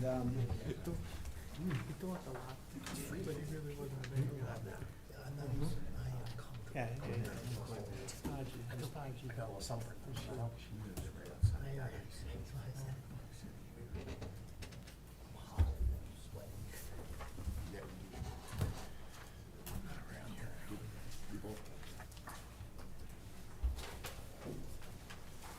you ready? Okay, I'm on you. Let me just change my screen. So I was speaking with Mr. Mistretta in the back, who's one of the principals, along with Liz Gross. The builder's Joe Lago, who's done a lot of work in town. And he pointed out that I've lost 2 in a row for him on this application. And let's hope the third time's the charm. You may recall, we came here the first time with a house similar to this that Rui designed. And we were seeking variances, and one of them, we had what's the thing on the roof? A cupola. I want to say pergola, a cupola on the roof that I think the board saw as a little more than a cupola. It was, if nothing else, a king-size cupola. And we had some discussion about that, and we were asked to come back, and we had some comments, and then we reduced our application, reduced the size of the house, made some adjustments, And then, you know, it might have been probably because the rendering that I used made the house look a lot bigger than it really was. But nonetheless, the board declined the application, which kind of came as a shock to all of us because we thought it was going in the right direction, but you can never read minds. That being said, we went back to the drawing board, and this application, we're seeking really only one real variance, which is the side yard setback, which is a function of being on a corner lot. And if we want to have an I'm sorry? Front yard. The natural side yard, but it's technically a front yard, which, you know, the board frequently gives those variances of varying dimensions based on the circumstance. Every case stands on its own merits, of course. And then we have another technical variance, which the architect's going to explain. It's just a function of this roof line, where we're 2.5 feet back from this roof. It has to do with these gables for this deck on the top. So I think that's really kind of a technical thing, or architect will explain that. So we think we have an appropriately designed house. It's on a corner lot. It's an improvement. It'll be elevated. And, you know, it's hopefully the board will agree it's a very nice house. So with that said, if I could have Mr. Burdick sworn and qualified as an engineer and planner, and he'll go through his testimony in narrative format. Let me make a clarification with our professionals. As presented, the application was, what do you call it, referred by the building department for the corner property, for the front yard setback. Yep. They had mentioned a technical variance that. There's a second variance for the rooftop deck I'll call it the rooftop deck setback. All right, is that called out in here? 'Cause I didn't see it. Yeah, it's in Ray's report. I think that's why we're Four- talking about it probably. 4B, paragraph 4B of Ray's report. I see it, I didn't understand, okay, I got it. Thank you. Paragraph 4B, here we go. Just, minimum front yard setback 25, we're 10.16. Rooftop deck shall be 5 feet from the edge of the building, and we're plus or minus 2 feet from the edge of the building. And like I said, it has to do with this roof line, right here. So we think that the architects will explain that. Do you swear affirm the testimony that you give before this board with the truth, the whole truth, nothing but the truth? I do. Robert Burdick, professional engineer and professional planner, and I've been before this board on several occasions. Primarily, as John said, this is for the construction of a new single-family home at a course at a lot at the southwest corner of Baltimore Avenue and Seymour Avenue. The larger home was previously submitted. If you want Did you go this. to my site plan? Yes. Was previously submitted, and that was denied. We revised the home to a 3-story or 3-bedroom structure, but we'll still need the variance for side yard setback, obviously, for the alternate side yard on the north side of the property. Concerning Mr. Savicola's letter of 413, By the way, Mr. Burdick, while you're on there, I see you have the existing house. What's the setback on the existing house? It's a lot more yeah, significant, right? the setback is provided in this area here, and I'll get to that. Currently, the setback in that area is 3.7 feet. So I'll just slide it over. We'll take a look right there. 3.7 feet to the existing, and that does not include the steps that actually go across the road. And just for reference, or what we're proposing is, Mr. Savicle loves when I do this, so 10 point, slide around. we're proposing 10.16 feet. All right, thank you. Please continue.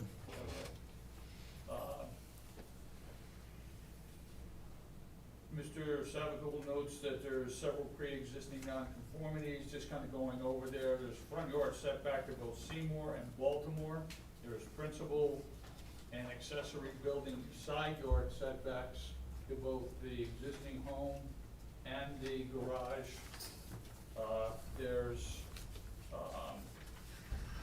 accessory rear yard setback for the existing garage. There's also impervious coverage and maximum building coverage variances that exist now. All of those will be removed with the exception of the side yard, the front yard setback to Seymour Avenue, which again is 10.16 feet versus 25 feet required and 3.7 feet existing. The other variance that Ray points out again is that rooftop deck, and our architect will speak to that. Mr. Savacool points out that the building coverage on the plan is a little different from that of the architectural. We'll adjust our plans, but again, the building coverage complies with the ordinance. With regard to impervious coverage, he also points out that we're not using in our coverage 50% for the proposed pavers in the rear of the property. We're actually using 100% for that. Even using that, we're well under. We're 45.5% impervious coverage, where currently it's 52.7%. For this plan, we're basically going to be removing a curb cut which exists at the northwest corner of the property. Since we're removing the garage, we'll be removing that curb cut. That will allow us to place one additional parking space behind the other parking space that's already on Seymour. It was pointed out at the last meeting that there's no parking from Seymour on the easternmost portion of it, because that's an area for emergency vehicles to maneuver and get through the area. That will be maintained. That is not being changed. So we will be picking up one parking space at the northwest corner. We will be creating we'll be creating a driveway apron along Baltimore for our principal access. When we create that, we will remove one parking space from Baltimore Avenue. So we're removing one and adding one. We have a net increase of 0. He also points out that with regard to parking, we have a 3-bedroom house requiring 2 parking spaces. There's a question whether the habitable attic will be considered a bedroom. Even if it were, it would be 2.5.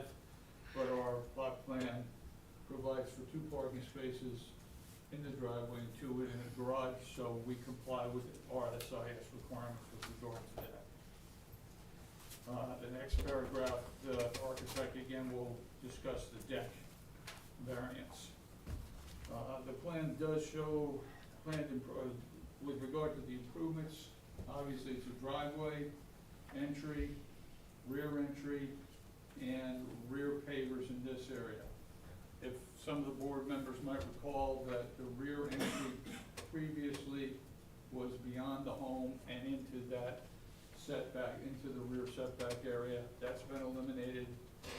We do comply with the ordinance with regard to that. The plan shows the improvements. We believe the plan does conform with the character of the homes in the neighborhood. Again, we've got a 50-foot lot, we have a 5-foot setback and a 25-foot setback required. Technically, we have a 20-foot building envelope. That would not be in compliance with the neighborhood. We believe our house is very much in compliance with the neighborhood. With regard to the variances, obviously it's a corner lot condition. The property has that exceptional condition, which would result, again, in a very narrow, unsightly, and misplaced home. The proposed variances, again, consist of the front yard setback along Seymour Avenue of 10.16 feet versus 25 feet required, and again, it's 3.7 feet existing, and the deck being less than 5 feet from the edge of the building. With regard to the disadvantages, we believe that they are very minimal. The structure will be about 13 feet higher than the existing building, but it meets all the height requirements of the ordinance. The construction will be moved back from all property lines, opening up additional air, light, and open space, and in particular, a garage that's very close to the neighbor's property in the southwest corner of the property will be removed, opening up that area, providing additional air, light, and open space. We believe the advantages of allowing the deviations, or the project will be The property will be more conforming to the ordinance when we're done than it is now. The project is a corner lot and again requires the two front yard setbacks. And a conforming home would certainly not be in conformance with the keeping of the neighborhood. The plan increases air, light, and open space. It decreases building coverage by over 20%. It also decreases impervious coverage by about 5%. It eliminates, again, that garage that's in very close proximity to our neighbors. We believe the home will provide a large aesthetic improvement to the lot, and that the project will add to the safety of the home and improve the borough's compliance with updated FEMA standards. Based on this, I believe that the plan complies with the municipal land use law, providing appropriate use in an appropriate area, safety improvements with regard to FEMA, aesthetic improvements. I also believe the plan complies with the borough's master plan, again, single-family home, single-family neighborhood. I believe that the advantages of allowing the deviations far exceed any disadvantages.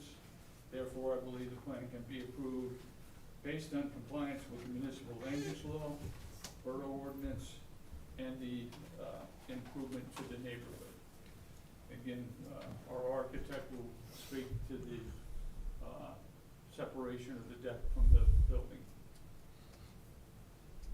That's pretty much my testimony. So just is that me? Yeah. I told you, we have a new sound system. In terms of compliance with code and FEMA and you mentioned that we're improving building, we're improving impervious, we're decreasing the setbacks, et cetera. We're decreasing the setback non-conforming. Is this a FEMA compliant house? Of course, Okay, what we're proposing? yes. Okay. I have a question. So the drop in impervious from the 52.7 to 38.82, is that just from removing the garage? Well, the impervious we have in our plans is 45% because I'm not considering the pavers 50%. If you consider the pavers 50%, you're down to about 38%. Either way we go, we're lower than the existing, and we certainly comply with the ordinance. So impervious is proposed is 45%? 45%, yes. That's because he's counting the pavers as 100%. Yeah. But if we count the pavers as 50%, That's how you get to 30. Technically, I could count the pavers as 50%. Got it, got it. No, you can't technically count You have as to comply. 50% unless you design them that way. Right. And the detail is on there to design them that way, but we put on here showing the board that, hey, look, we're well in compliance with the impervious coverage.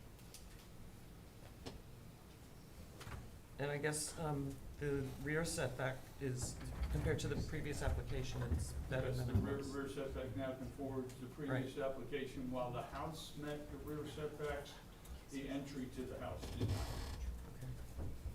And then one more question for Ray. The cupola doesn't need a variance? No, as long as it's considered an architectural feature of the dwelling, then there's an exception in the ordinance for 25% over the height, I think, which that still complies. So like chimneys, cupolas, the argument whether, when Weather vans? a cupola is 3/4 of the house, is it still a cupola? No. 2.5 story cupola, okay. Yes. Any other questions from the board?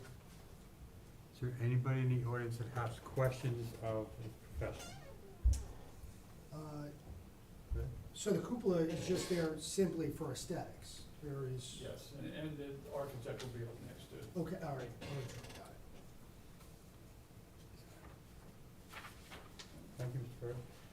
John? so I just want to put something up here. There's the original cupola size on the left. that might even be the second one. So, when you look at it long ways, Yeah. so, and the board said, that's not a cupola, it's a hole. But now, it is just a four-corner, small. Anyway, so What's the, when you say four corners and small, what is small? So what we'll is have the- the architect, that's a good segue. Sir, please raise your right hand, be sworn. To swear and affirm in testimony I give before this board with the truth, the whole truth, nothing but the truth. Yes, I do. Your name? Louis R.U.I. Last name Amaral, A-M-A-R-A-L. I've testified in front of this board. Good. All right, sir, would you please, let's start with the cupola. Sure.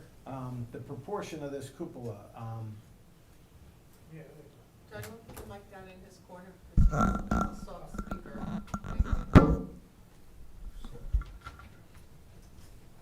all right, let's talk about that. feature. Okay. Explain it. The cupola is basically a 5 by 5 inside. Right. So on the outside would be a 6 by 6. It's only 2.5 feet high, and it provides the windows on four sides. To allow light into the area Yeah. underneath? The main purpose is basically to provide space to the middle of the room, since there's really no windows, there's only a front sliding door and then a rear door. So it provides, since the roofs are like 6 on 12, we really don't have too much And that's on the opportunity third for story. space. Yeah, this is on the 3rd floor, yeah. So let's go with The attic, floor. attic floor. Attic, so let's go with the floor plan there. Yeah, if you wanna Here we start. go, right there, so. Yeah. So this is, it's in the middle of the room, and the inside, as I'm showing, is 5 by 5. This ceiling, this is only like 7 feet 4 inches high, I believe. 7.5. It's lower than 7.5. All right, so while we're here, the balcony and, Yeah. and the deck, so we're seeking Can relief there as well. Can you That- push it up just a little bit? Okay. So this is the line of the walls below. It goes in and out. At this point, the balcony to the front wall of say the wall below, this is 6 feet 8. But at this corner, as the wall below goes in and out, at this point, this is 2 feet. However, the roof, we do show a roof that's this roof here, this is 4.5 feet in front of the deck. So in other words, All right, so let's look at it from the elevation, so there we go, maybe that's a good way to so describe what's going on. this soffit is basically 2.5 feet that projects out from the wall. So at this point, this is 6 feet 8. At this point here, from the wall to the balcony wall, this is 2 feet. Now, if I push this back, this is sort of like a little weird configuration, but if I push this back to 5 feet, this means that this roof, being 6 on 12, ends up here. So in front of your sliding door, you would see a wall like this size, so it kind of defeats the purpose of having a balcony in front of your house. And my clients, they would like to see this balcony up in the front. So at least we can do a sliding door, and we can provide the visual view out and bring light and air. So how big is that footprint of that balcony? This balcony, this is 7.5 feet, 7 feet 9. This is the clearance is about 2.5 feet. Probably on the construction, I'll probably try to push this wall back to provide 3 feet here on the balcony. So it's only like this wide? Yeah, this is yeah, exactly. So it's So- like from here to there, a little bit more, 3 feet wide. Okay, so that's, That just provides, again, it provides us opportunity to put a sliding door in the front of this room.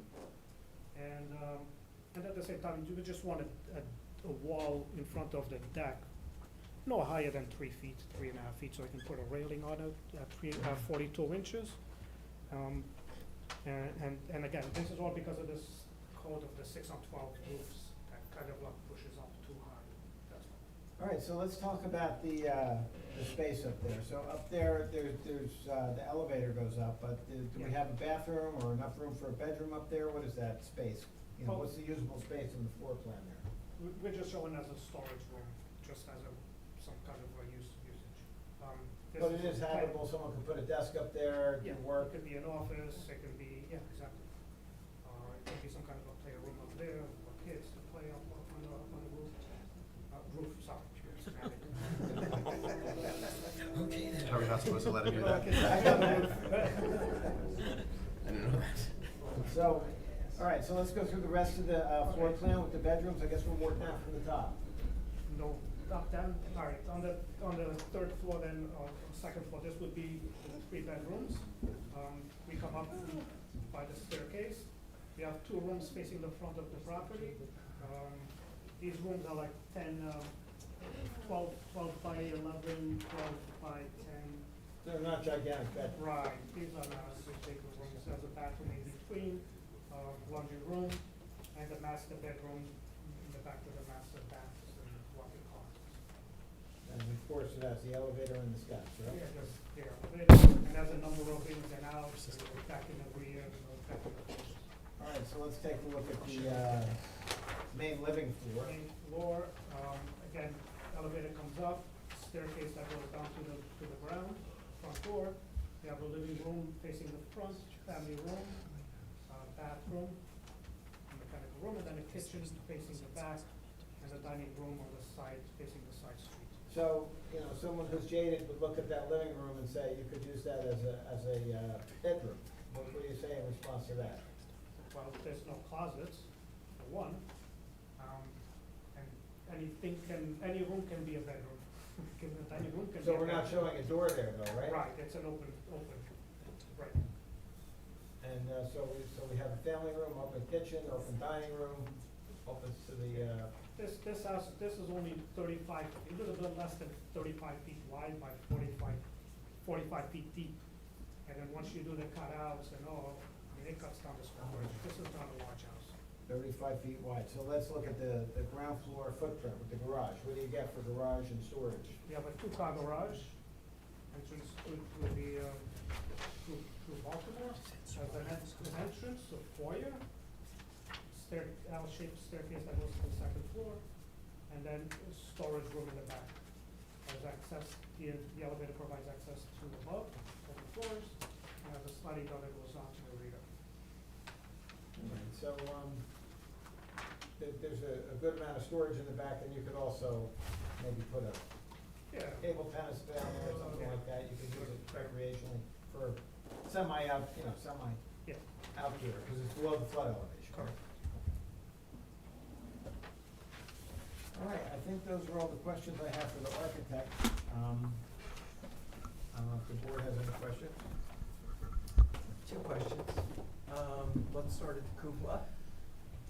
Actually, at the deck up there. With the railing height, will that be a standard railing height of what, 3.5, 4 feet? Yeah, 42 Okay. inches. Okay, so we're not worried about kids going off the top. Hopefully. Second question on the living, so it would be the first floor. Adjacent to the bathroom, we have what looks like a utility space. I'm just trying to figure out Oh, what, this here? Yes. Mechanical room, mechanical floor. HVAC unit. Those are, For the main floors. okay. Got it. No, we have to keep it above the floor level. Yes. Yeah, I'm not crazy about that location, because I wish it was more open, but, I mean, we have to provide some place.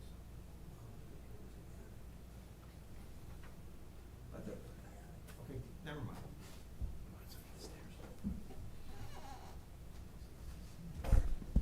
Oh, finishes? Exterior finishes? Exterior, hardy board, and that, I like to do a 2-tone at least. Mhm. The building is built a number of times in town, and we does a good job. And that's always hardy boards around, on the ground floor, we'll introduce some cultured stone. Okay, thank you.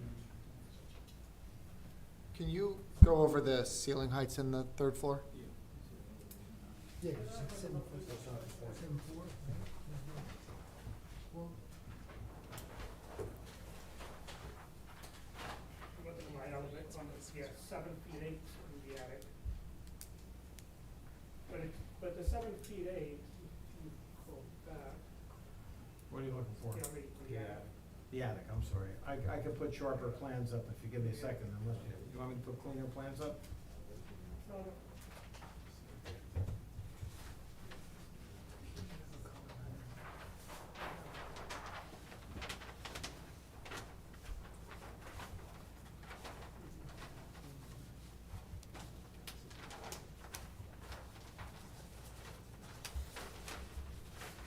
There we go. Is that better for you? yeah, you go.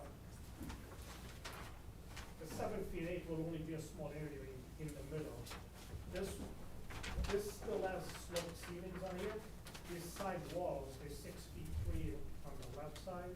This one is 6'3", and this one is a little bit, I think this one is about 6.5 feet high. So what And is this that? wall here, this is 7 feet, Mhm. just to clear for the elevator wall. Onto the elevator wall. On your attic floor plan, you indicate, excuse me, you indicate that the attic floor area is 390 square feet. So that's inclusive of the area that's less than 7 feet ceiling? 76. No, I'm asking a question. So you said the sidewall is 6'3". Sorry. Any wall or any square footage after 5 feet counts.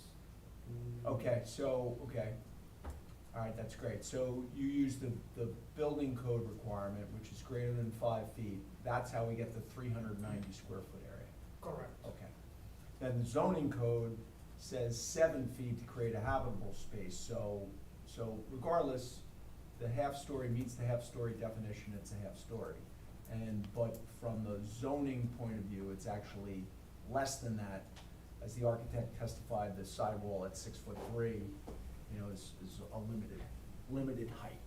So essentially, right, it's just the middle area that's habitable or livable space. That's correct. Okay, So that's our helpful, third thank you. floor is a lot smaller than it theoretically could be. I mean, putting aside roof pitches and knee Yeah. walls that meet the criteria, the area is less than. Yeah, less would otherwise be than allowed. that permitted, yes, by the zoning ordinance. So that's really all the questions I have for the architect. All right, anybody else on board? Anybody in the audience have any questions of the architect? There's one, Mr. Burdick advised me that the existing house is at elevation 9.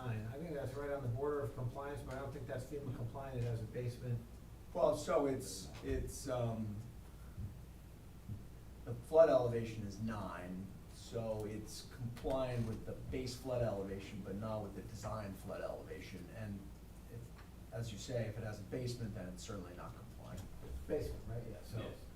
I mean, I just wanna put that on the list of betterments when I do my summation, because I think that we didn't really emphasize that last time, that we're bringing a FEMA compliant home in.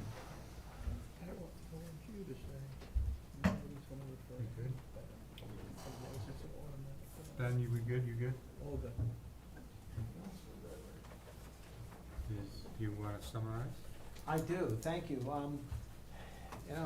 If at first you don't succeed, try again, hopefully. This will be the last time we'll have to try. And my clients have worked hard at this, and, as you can see, it's a very reasonable design, and I had a case a while ago with Steve Persky, and he used the term betterments in an application. He said, when you can promote betterments, what? He's been banned by the borough of Point Pleasant Beach for using that term. Betterments? Yeah, Really? yeah.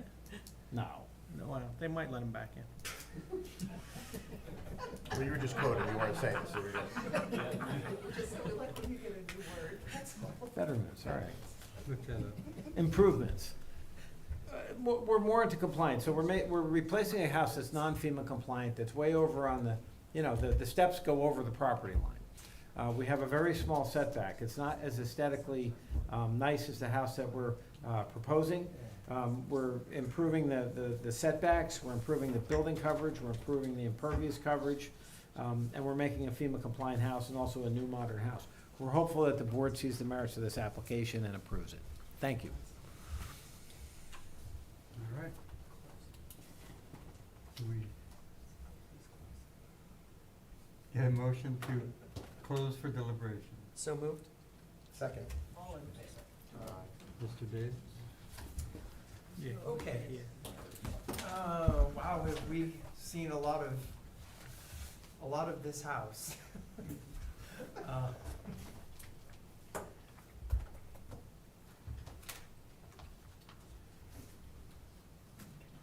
To the variances specifically, I think the side yard, front yard, Seymour Avenue variance, we're already getting a substantial decrease in the impact on that, so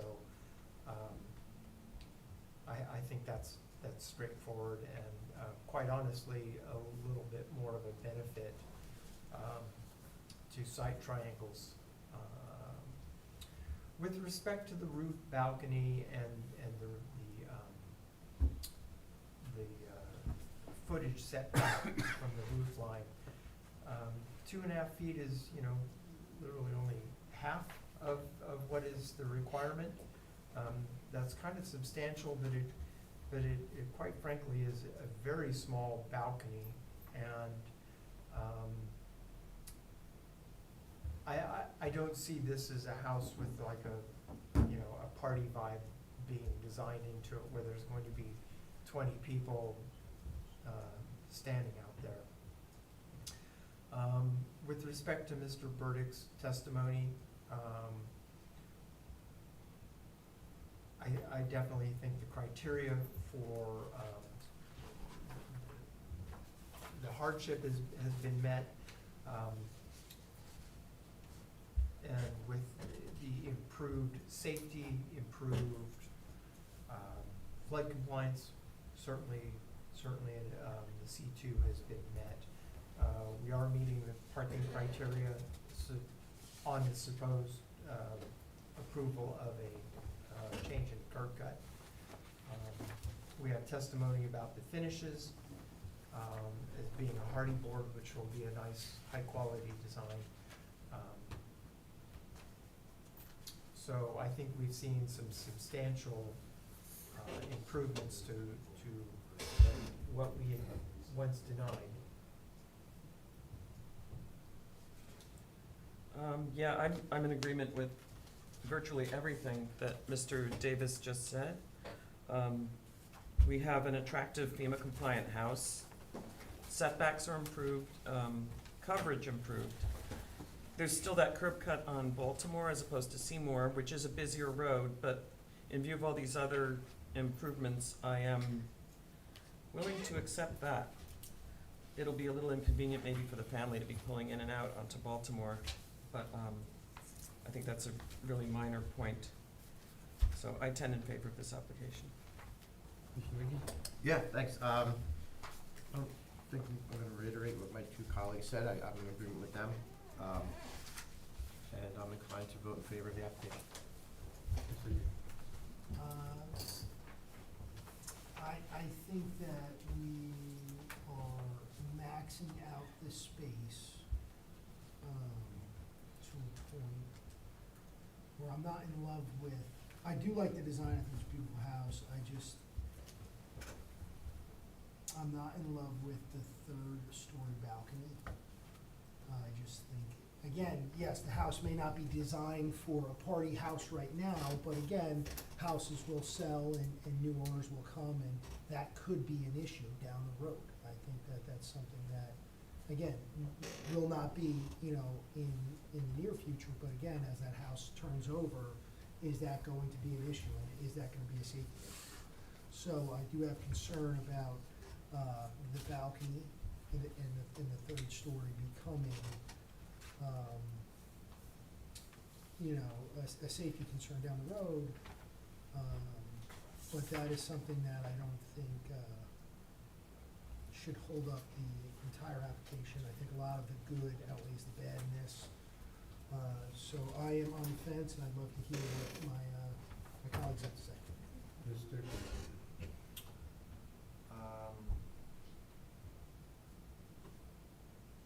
you just made a valid point, which got me thinking. But I was in agreement with the rest of the board's comments.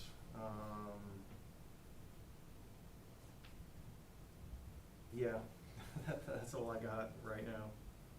I'm on the fence. Mr. Smarter? Yeah, this is my first time seeing this application, so to me, the corner lot setback seems like something we've seen here multiple times. That's not a concern for me.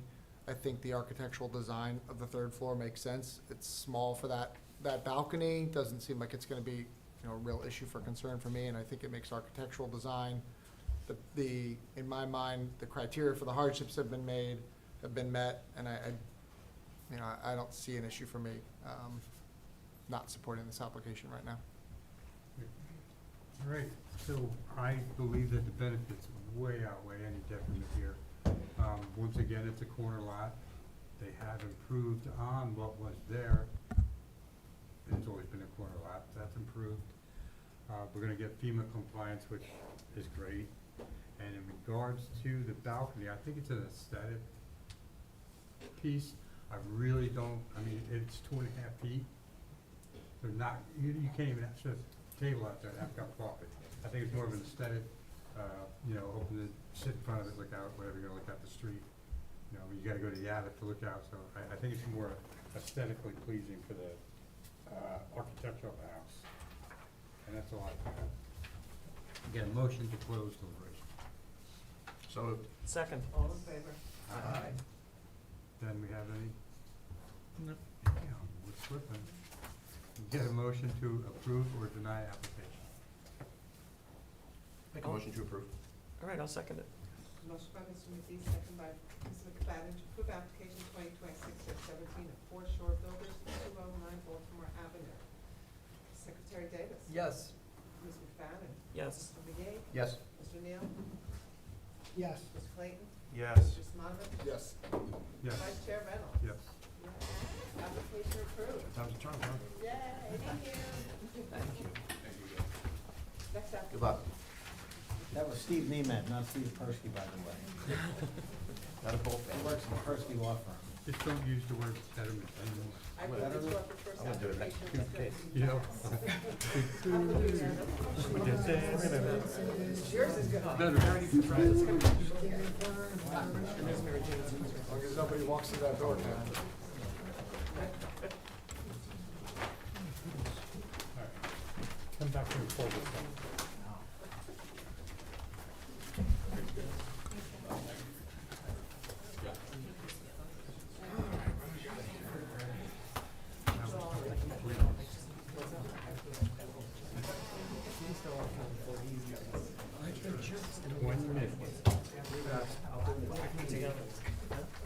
Wrong clock. What's that? I'll tell you another time.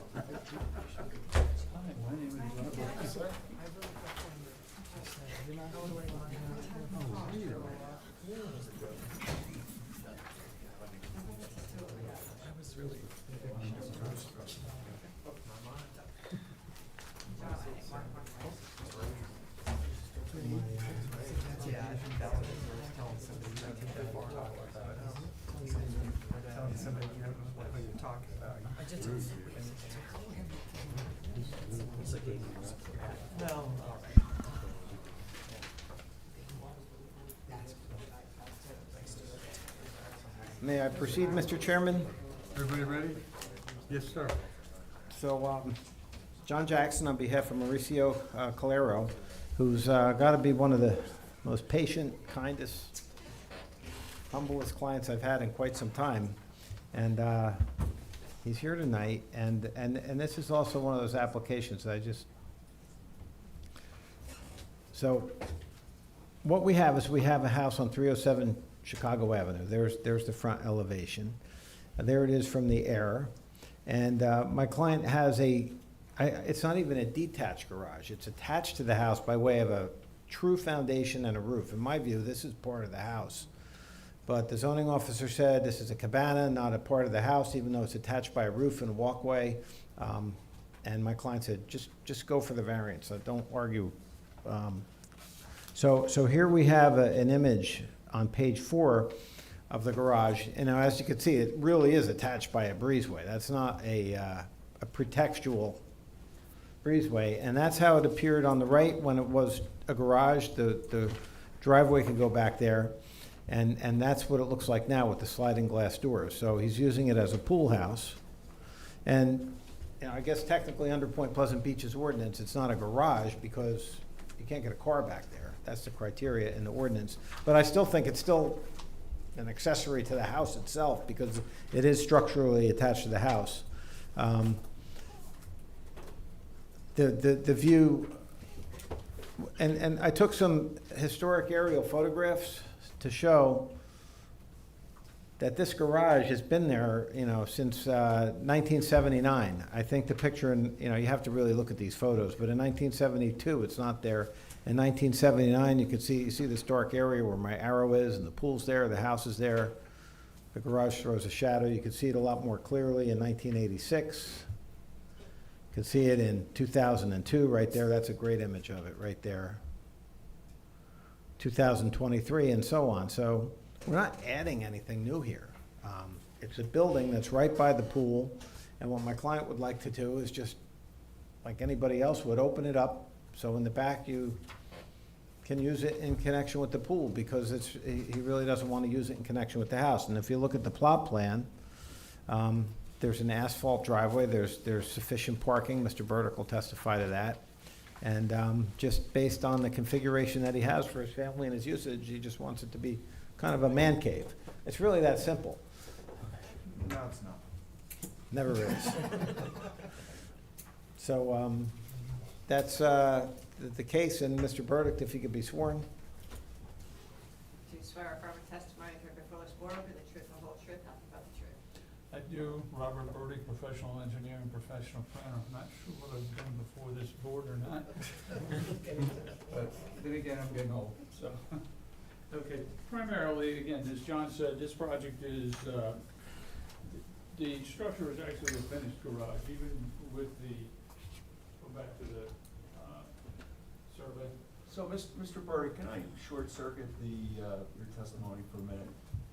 So, Mr. Jackson just said that this is not a detached garage, it's part of the principal dwelling. And you just said it's finished space. It's finished space below the base flood elevation, so how can the board, or why would the board approve an expansion of a dwelling that is below the base flood elevation? Okay. He has not expanded this. So he's finishing, how about that? It's finished space. As you know, something that's below the base flood elevation can be used for storage and access only. And garage. That's right. Okay? That's exactly right. We would like to use this in addition as a pool cabana. Now, I'm kind of wondering, what's the difference between, get back to the survey, please. Between utilizing this area as support, as a pool cabana, and moving the chairs and the stuff to the outside. It's 10 feet. What do we, you know, a cabana in this case, and this is gonna be used exclusively for the single-family home, the single-family residence. Yes, they're gonna have a park, but they're not gonna have in people to make this a second use where we're renting out our pool and our cabana. We're simply, essentially finishing this garage, and what they did was they put in nice floors, they put in, some furniture and stuff like that. There are no facilities in there. There's no water or sewer. There is certainly electric. But it is not a habitable space. It will never be used as a habitable space. And it is also part of the main dwelling. So it's not really an accessory structure. It's but yet the denial says that it is a second use of the property. And just trying to think about it, the ordinance doesn't say that you can have a cabana in your backyard. put in gym equipment for a workouts area. Ordinance doesn't say you can have a gym either. So, we're dealing with something here where he basically finished his garage and he would like to use it as a cabana. Now, all the other bulk requirements and stuff like that, and I think Ray has in there, there's an issue with impervious coverage. I think your calculations were a little higher. We believe it's 50%. We'll work that out with Ray's area, with Ray's office. And if he needs to take that a little bit more impervious, we certainly will. We have no desire for a bulk variance for that. This is simply to utilize this existing garage, which was finished as a cabana. Mr. Burdick, who finished the garage? Was it finished before he bought it, or did he finish it? I finished. Yeah, he finished it. And he did all the improvements, and then when the zoning well, Mr. Burdick, you wanna testify? When Mr. Burdick's finished, you Okay. stopped him before he got into his testimony, but we'll explain all that. Mr. Burdick, quick question. You said, so there's no bathroom in the garage? No bathroom. But you said there's no plumbing, but there's A a hose. picture of a washing machine in here. No, it's a dryer. Hang You on, wanna hang swear on. him in? Oh, sorry. The owner, again, will Yeah. answer that question. Just, from the standpoint of, just addressing Ray's letter of, 413, paragraph 1 states that the applicant is seeking to convert an existing driveway into, existing garage into a cabana. Again, he's finished the garage and we wish to use it as a cabana. Documents, okay, paragraph 2 documents the issue about impervious coverage again. We are not seeking a variance for impervious coverage. We'll provide Ray's office with our calculations, and if we have to remove additional impervious coverage, we will. Paragraph 3 states that the cabana is connected to the main building, so it is actually part of the main building. And, you know, it's not a separate use. We believe that the proposed cabana is an appropriate and normal accessory use for a single-family home which has a pool. It will not be drawing additional customers or patrons from outside to utilize the pool and the cabana. If the board believes the cabana is a separate use, then we would argue that it's a minimal use of the property, and no others besides the owner's residents and guests will be allowed to use the cabana. Paragraph 4, as stated, we're not seeking any bulk variances, and the only, go back over the impervious coverage, but we've discussed that. Paragraph 5, there are no bathrooms or facilities in this structure, and there will be none. Paragraph 6, essentially the finished floor of the garage, or finishing of the garage, is kind of a redecorating. It does not comply to a substantial improvement requiring the home or the garage to be elevated above flood elevation. Paragraph 7, request testimony as to why the applicant will not, or that the application will not undermine the intent or purpose of the ordinance. And again, we believe that this use is basically a finished garage. We do request to be able to use it as a cabana. And again, if you don't use this as a cabana, you can use the exterior for essentially the same purposes. The interior, then you could maybe put a refrigerator out there and serve some sandwiches to your kids without having to go in the house. We don't see a big change here. We believe that the use of the finished garage as a cabana is a normal and appropriate accessory use for a single-family home with a pool. The use will not create a separate use for this single-family structure. It's kind of a stretch to think that it would be a commercial or some type of additional use. Paragraph 8 is stated the cabana has no facilities and will not be used for a separate living area. And again, paragraph 9, the elevation does not need to comply with updated FEMA requirements because it is a garage used for basically storage, and it was used as a garage. It will not be used for living purposes. But it is being used for living purposes, right? Well, It's being habitable. used as habitable space. Habitable space, yeah, just like you'd be in your garage if you had to So work out. I guess I'm gonna go, I have to go back, Mr. Jackson, to my first point is when you say it's part of the principal dwelling, if I put an addition on my principal dwelling, or if my garage was right next to my house, and I put hardwood floors in it, and rocked it all out, and it's below the base flood elevation, how can that get a flood hazard? You can do that as long as you don't exceed 50% of the value of the overall structure. No, that's not true. If you're taking a garage, which is permitted below the base flood elevation, and you're turning it into habitable space, that habitable space has to comply with the flood damage prevention ordinance.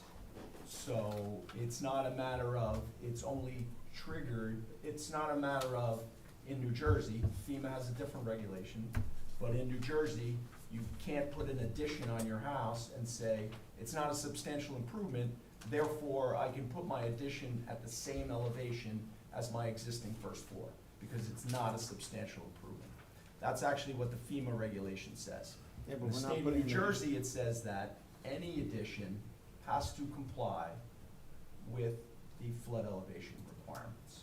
Now, in this case, it's not an addition, but it's a conversion of garage space, which is permitted below base flood elevation, to apparently habitable space, which is not permitted below base flood elevation. What, I guess I'd question the definition of habitable space. Nobody's So- gonna be living here, they're simply gonna be going in there and enjoying their pool, sitting there and having maybe a few drinks and meals with their kids. Is between it only the for pool. seasonal use? Yes. And does it have heat? No, no. No heat. Yeah. It's occupied, but I wouldn't call it habitable space. It's kind of, In my professional opinion, I say you see no disadvantages to allowing the use of the structure as a cabana. Normally, the addition of a cabana would increase noise and intensity of use of the property. But since this is an existing structure, the garage is an existing structure, that has been in place for well over 20 years, denying the use would simply be moving the noise and intensity to the outside of this garage in the yard area, increasing it to the neighbors as opposed to having it inside. And I think that would be pretty minimal anyway. The advantages that we see are that the plan does provide for normal and appropriate amenity for a single-family residence with a pool, which we believe is an appropriate location for this use on this property, which is one of the goals of the municipal land use law. The structure has also been improved greatly in appearance, and the owner has upgraded the yard to provide a large aesthetic improvement. Again, one in conformance with the municipal land use law.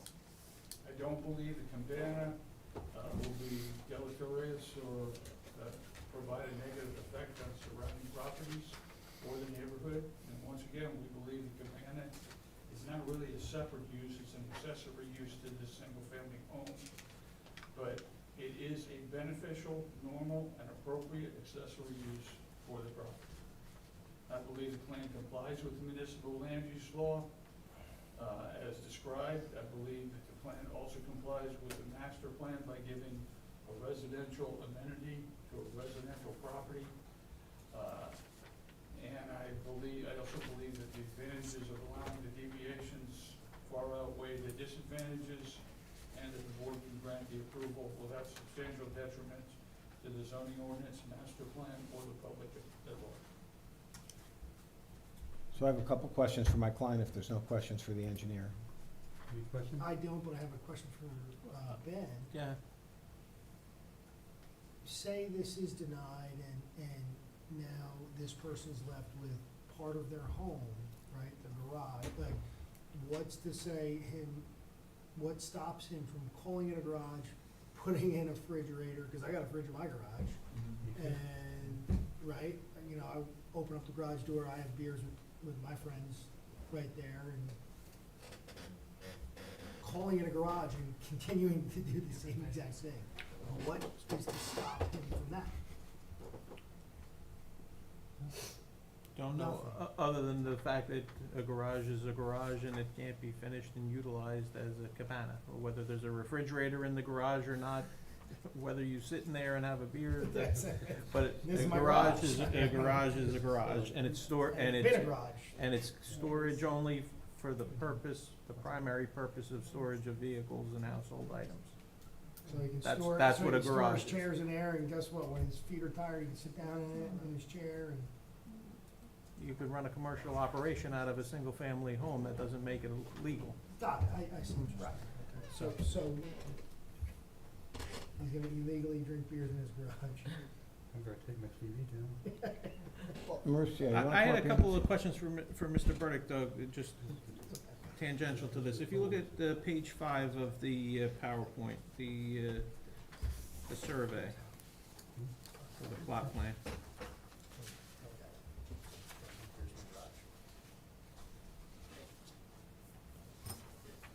How is access and parking accomplished on this site?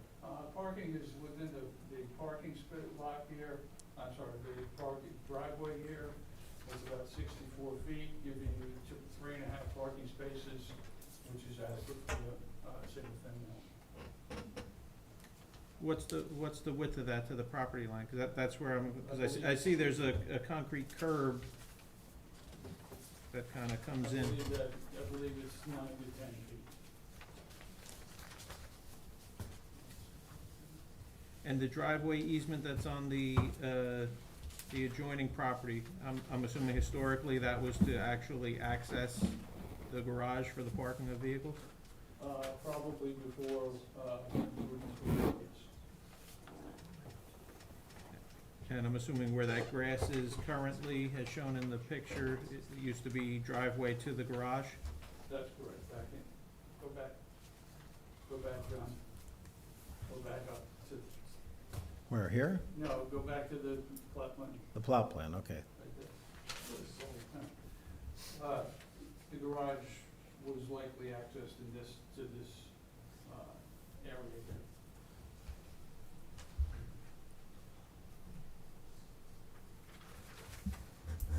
In the slide deck, you've got updated and original. Is there sliding glass doors today, or is that part of this proposal? Well, that's today. The, today there's the sliding garage glass door doors. shows what it was like, Yeah. and he's turned it into sliding glass doors. So, And so those this is I mean, this has now become less of a garage, and so this has all been inspected and permitted and all done appropriately, that conversion from garage to whatever this is called now, I don't know what their Well, appropriate word of that is. What my client's going to testify to, when the zoning officer said to came and check everything out, she says, well, now you're using it as a cabana, just go get an approval for a cabana. For the cabana, okay, so what I'm hearing you say is, there's not been a permit done, this is gonna encapsulate all of that at the same time? I'm not 100% sure, my client can explain that. Okay. Yeah, I'm a little new here, so if I'm asking a question in No, a it's different okay, way, good just question. curious, okay. In a minute, wait till you talk to your hold on. Okay. I can ask it. Well, he's gonna Well, come yeah, up. he's with Okay, gonna more okay, details got it, when okay, it's sorry, done. got it.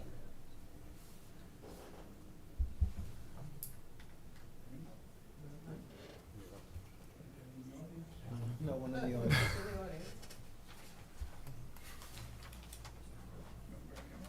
Yeah, come on, Marcia. He's sworn?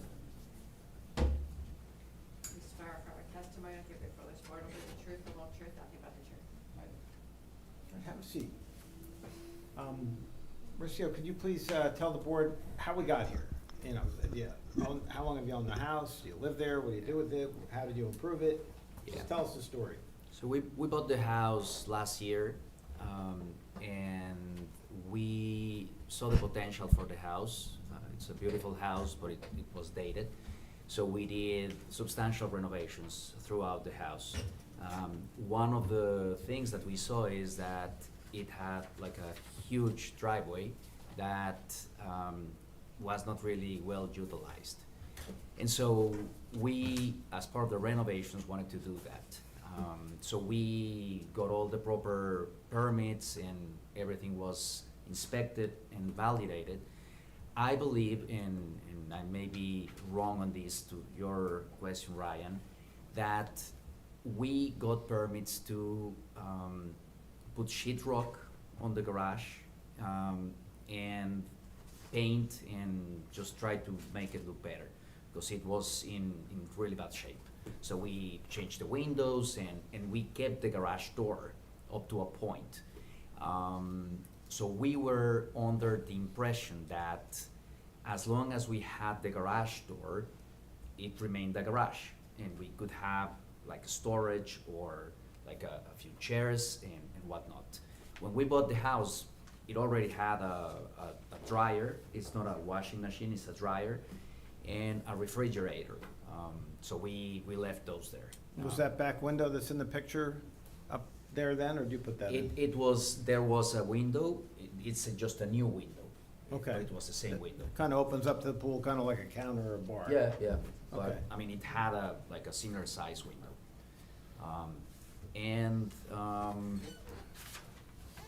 And so throughout these renovations that we made sure that we were bringing the house back to code. Because for whatever reasons, like for example, it had around 70% impervious coverage, and we brought it back to code. And many of the plumbing and like everything, all the things that were not compliant, we brought back to compliance. And so this is something that, I mean, escaped our vision. And so when Kristen came and inspected for Kristen being the zoning officer. Yeah, zoning officer, to inspect, final inspection of all the other things that we applied for, she noted this and she said, I'm gonna have to issue a violation.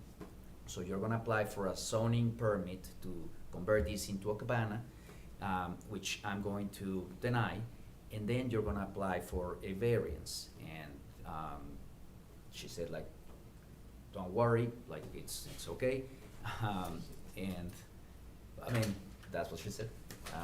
You just need to apply for the variance because you need to like regularize this. Like this is.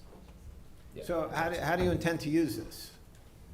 As Bob was saying, like just for our family, I mean, for an area of enjoyment. It's now a beautiful area with grass. Connected to the pool, just like that. So you said there's a refrigerator in there and a dryer? And a dryer. You plan to, you put furniture in there, recreational stuff? What are you gonna do in there? Yeah, I mean, a table, chairs, and maybe a TV. What about heat? No, there's no heat. AC? No AC. So, it opens, there's ventilation, and in the winter, will you store stuff in there? Yeah. I'll put all my patio furniture in there and bikes and stuff like that. Okay. Those are all the questions I have of Mauricio. So if I'm hearing this correctly, Ray, this is basically a retroactive permit, like, Kristen went out and said, hey, wait a second, you did a bunch of stuff you're not supposed to do.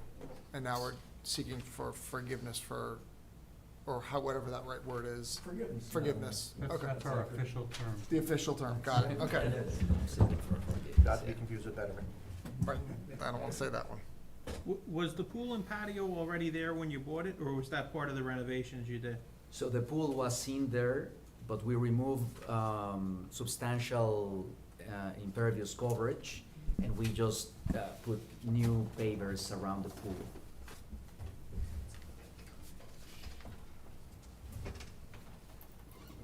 Anybody else have any questions?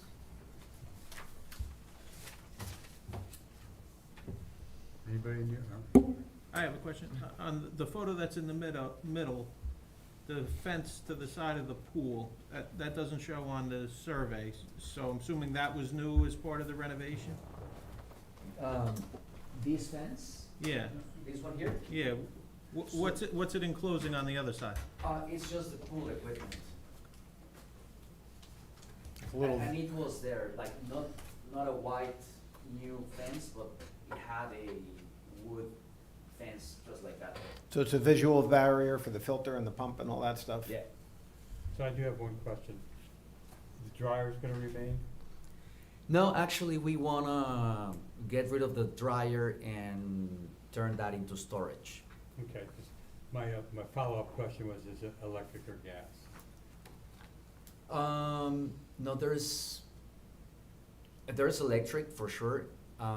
Gas, No, I'm the not sure. well, the dryer is just an electric dryer? I think so, yeah. Oh, you don't even use it? I don't use it. I have another, a whole dryer and washer unit inside the house. It was there, so we left it.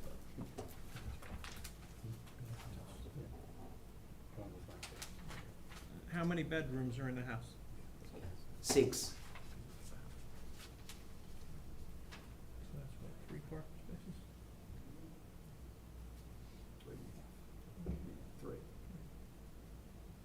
3 parking spaces, is that what you said? And was that the testimony we had, there's parking spaces for 3 automobiles? Complies with RSIs. Thank you. But do they actually fit there next to the house? I mean, can you open the door? Is there enough width? Is that a question for me? Either or. I can can't tell answer. from here whether there's a fence It's- line next to It's your. absolutely, yes, like, yeah, you can definitely open both doors. And it's a shared driveway, so my next door neighbor has a similar driveway. There's no barrier between the two driveways? It's like No. an easement driveway, or? Nope. Not an the- easement. No easement, like, it's just like the driveways together.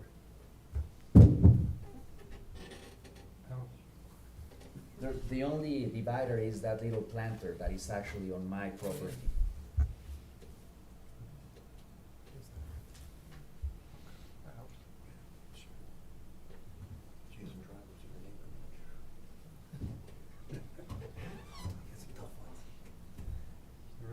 All right, do we have any conditions? Well, a couple, if the board were to look favorably upon it, there's a condition that impervious coverage will be no greater than 50%, and if it is over 50, when they calculate it with Ray, they're gonna have to reduce that to 50 by removing some pavement. Condition based on the testimonies that there's no proposal for water, sewer, bathroom, heat, or air conditioning. It would be seasonal use, cabana only, storage in the winter months. You agree to that, all those conditions? Is that okay? Yes. Okay. Do you want to summarize? Just very briefly, these cabana cases are perplexing. This is an existing garage. It's attached to the house. There's definitions that make that a structure. I know there's FEMA issues. People use their garages for weights or for, exercise, hang out, man cave, woman cave, all of the above. And the structure's there, and it's right up against the pool. And, I have a client who's done everything the right way. And, the begging forgiveness thing, who would think you couldn't put sheetrock in your garage and change the door? What's the flooring in the garage? The flooring. What's the flooring? Vinyl. So it's like a vinyl hardwood, It's not hardwood. but it's like a Wood look? faux hardwood. Yeah, but it is not hardwood. Right, okay. Like a vinyl floor, so, Okay. but to the extent, So not a floor you would bounce weights off, probably? Oh, yeah, absolutely. Oh, okay. You see them in All right. every gym now. And they're like water resistant and like weight resistant, yeah.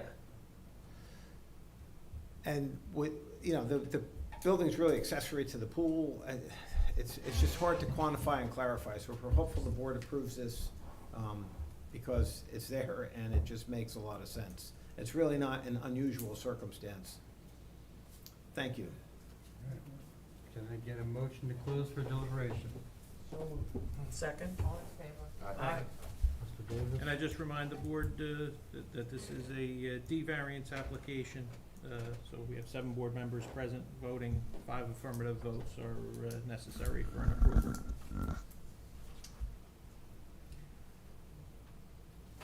So with deference to Mr. Savicool, whose opinion I hold very highly, and the things that he raises as concern, I think we have kind of a confusing condition here, which is caused by whether or not this garage is part of the primary structure because of this adjoining roof that attaches them.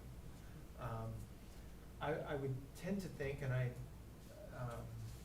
guess I should rely on the actual legal definition of what makes an attached structure.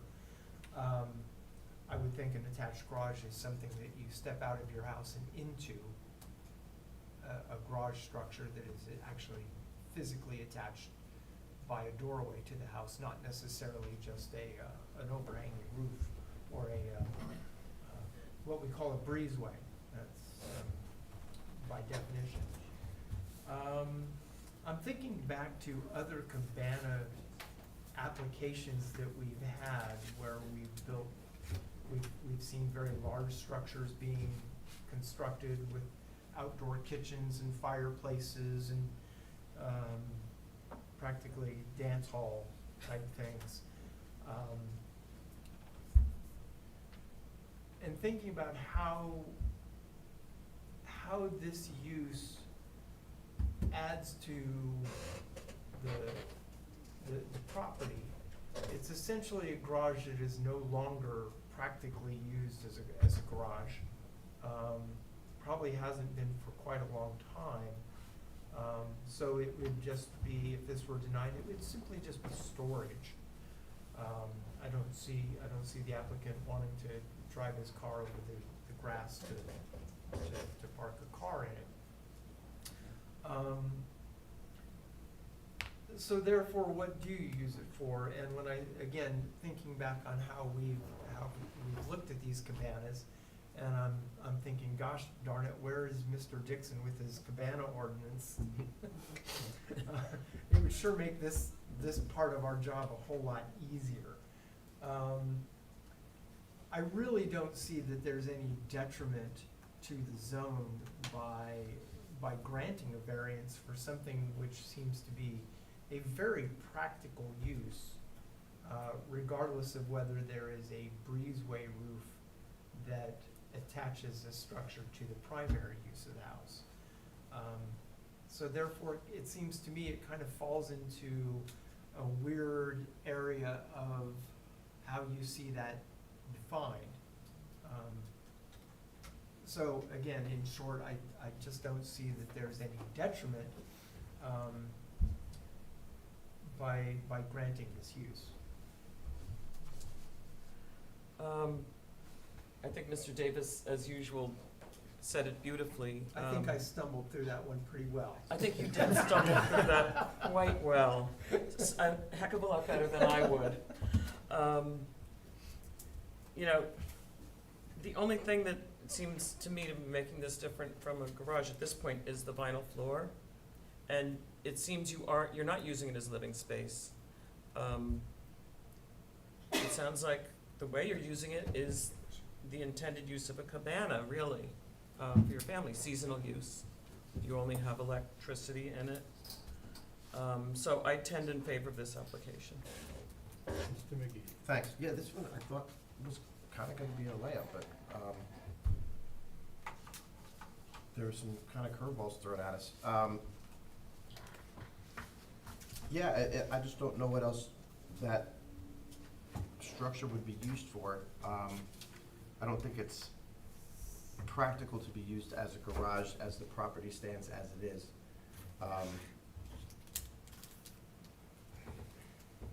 I think that the property certainly benefits from having a cabana near the pool. I don't, a lot of the times, I'm going stream of consciousness here, a lot of the times we have these, for lack of a better word, forgiveness variances, and you can kind of see through the applicants, like, okay, sure you did. I truly believe that you didn't think you were doing anything that you weren't supposed to do. I truly believe that.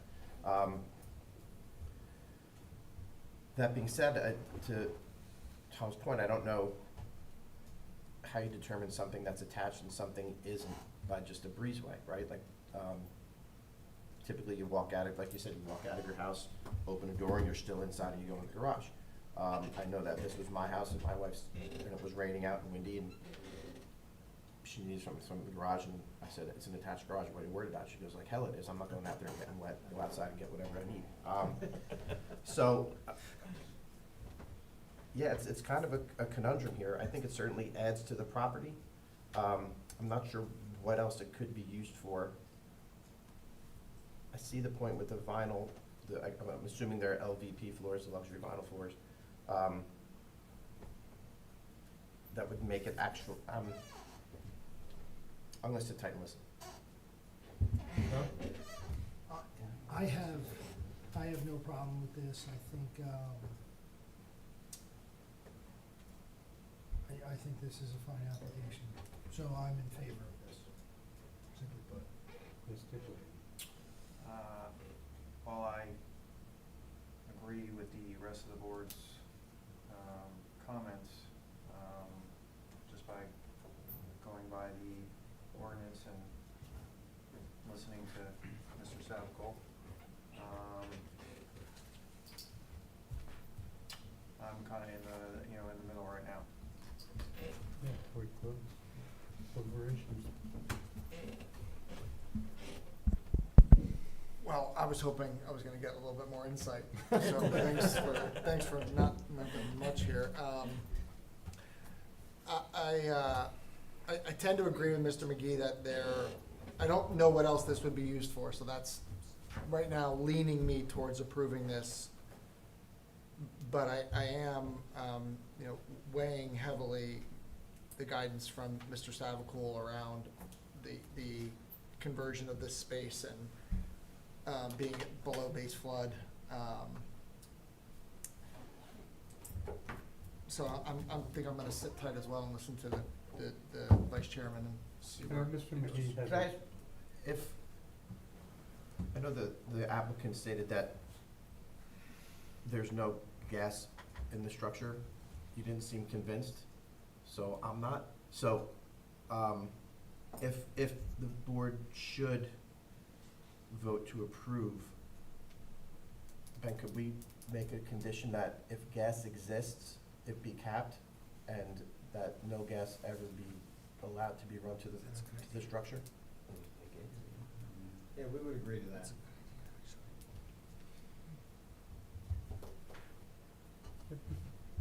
Just to eliminate any possibilities of it being actual year-round living space. All right, so I agree with a lot of things that have been said. My comments are that there is no detriment to the master plan whatsoever here. Most of the cabana issues that come between us, or before us, they do sometimes, it happens. It's a new structure. It's a structure that somebody wants to put on the property. This is an existing building, the footprint's staying the same. To me, it's a totally different ballgame than the normal cabana application we get. There's no detriment to the surrounding neighborhood. There's no, I guess, summing up, there's no new building on the property itself. I'm pretty good with this one. If I may, Mr. Chairman, since Please, we are yeah. deliberating, Let's and there's a deliberate. few people who are on the fence on this, just to kind of crystallize my own thinking about this, if we had an attached structure that had become living space, and I mean attached by sharing a common doorway, and there was flooding, so now you've got damage to a habitable space. And maybe this is kind of where that comes into play, is habitable versus just day use type of structure or a repurposing of a garage. If this gets 6 inches of water in it from a flood condition, well, the house is higher itself and it's not attached to it. The only attaching member is a roof line. It's not causing damage to the habitable space. And I guess that's where I see this as sort of a gray, or not even gray, but limbo-y kind of difference. I mean, if this garage were sitting in the back corner of where the pool is, we've seen a half dozen applications like that. Right, yeah, that's my point. It just has a connecting roof. It's not typical Yeah. of the ones that we've seen. You good? I'm good. Yeah. Good, motion to close deliberation? So moved. Second. All in favor? Aye. Get a motion to approve with condition that any gas line be tapped and removed, or to deny application. And the I'll make a impervious, and the impervious. And the impervious, right, thank you. I'll make a motion to approve with stated conditions. Second. Motion by Mr. Neal, second by Ms. McFadden, to approve application 2026-06 of Maurizio Calero, 307 Chicago with conditions. Secretary Davis. Yes. Ms. McFadden. Yes. Mr. McGee. Yes. Mr. Neal. Yes. No. Mr. Simonovich. Yes. And Vice Chair Reynolds. Yes. Application approved with conditions. Thank you. Congrats.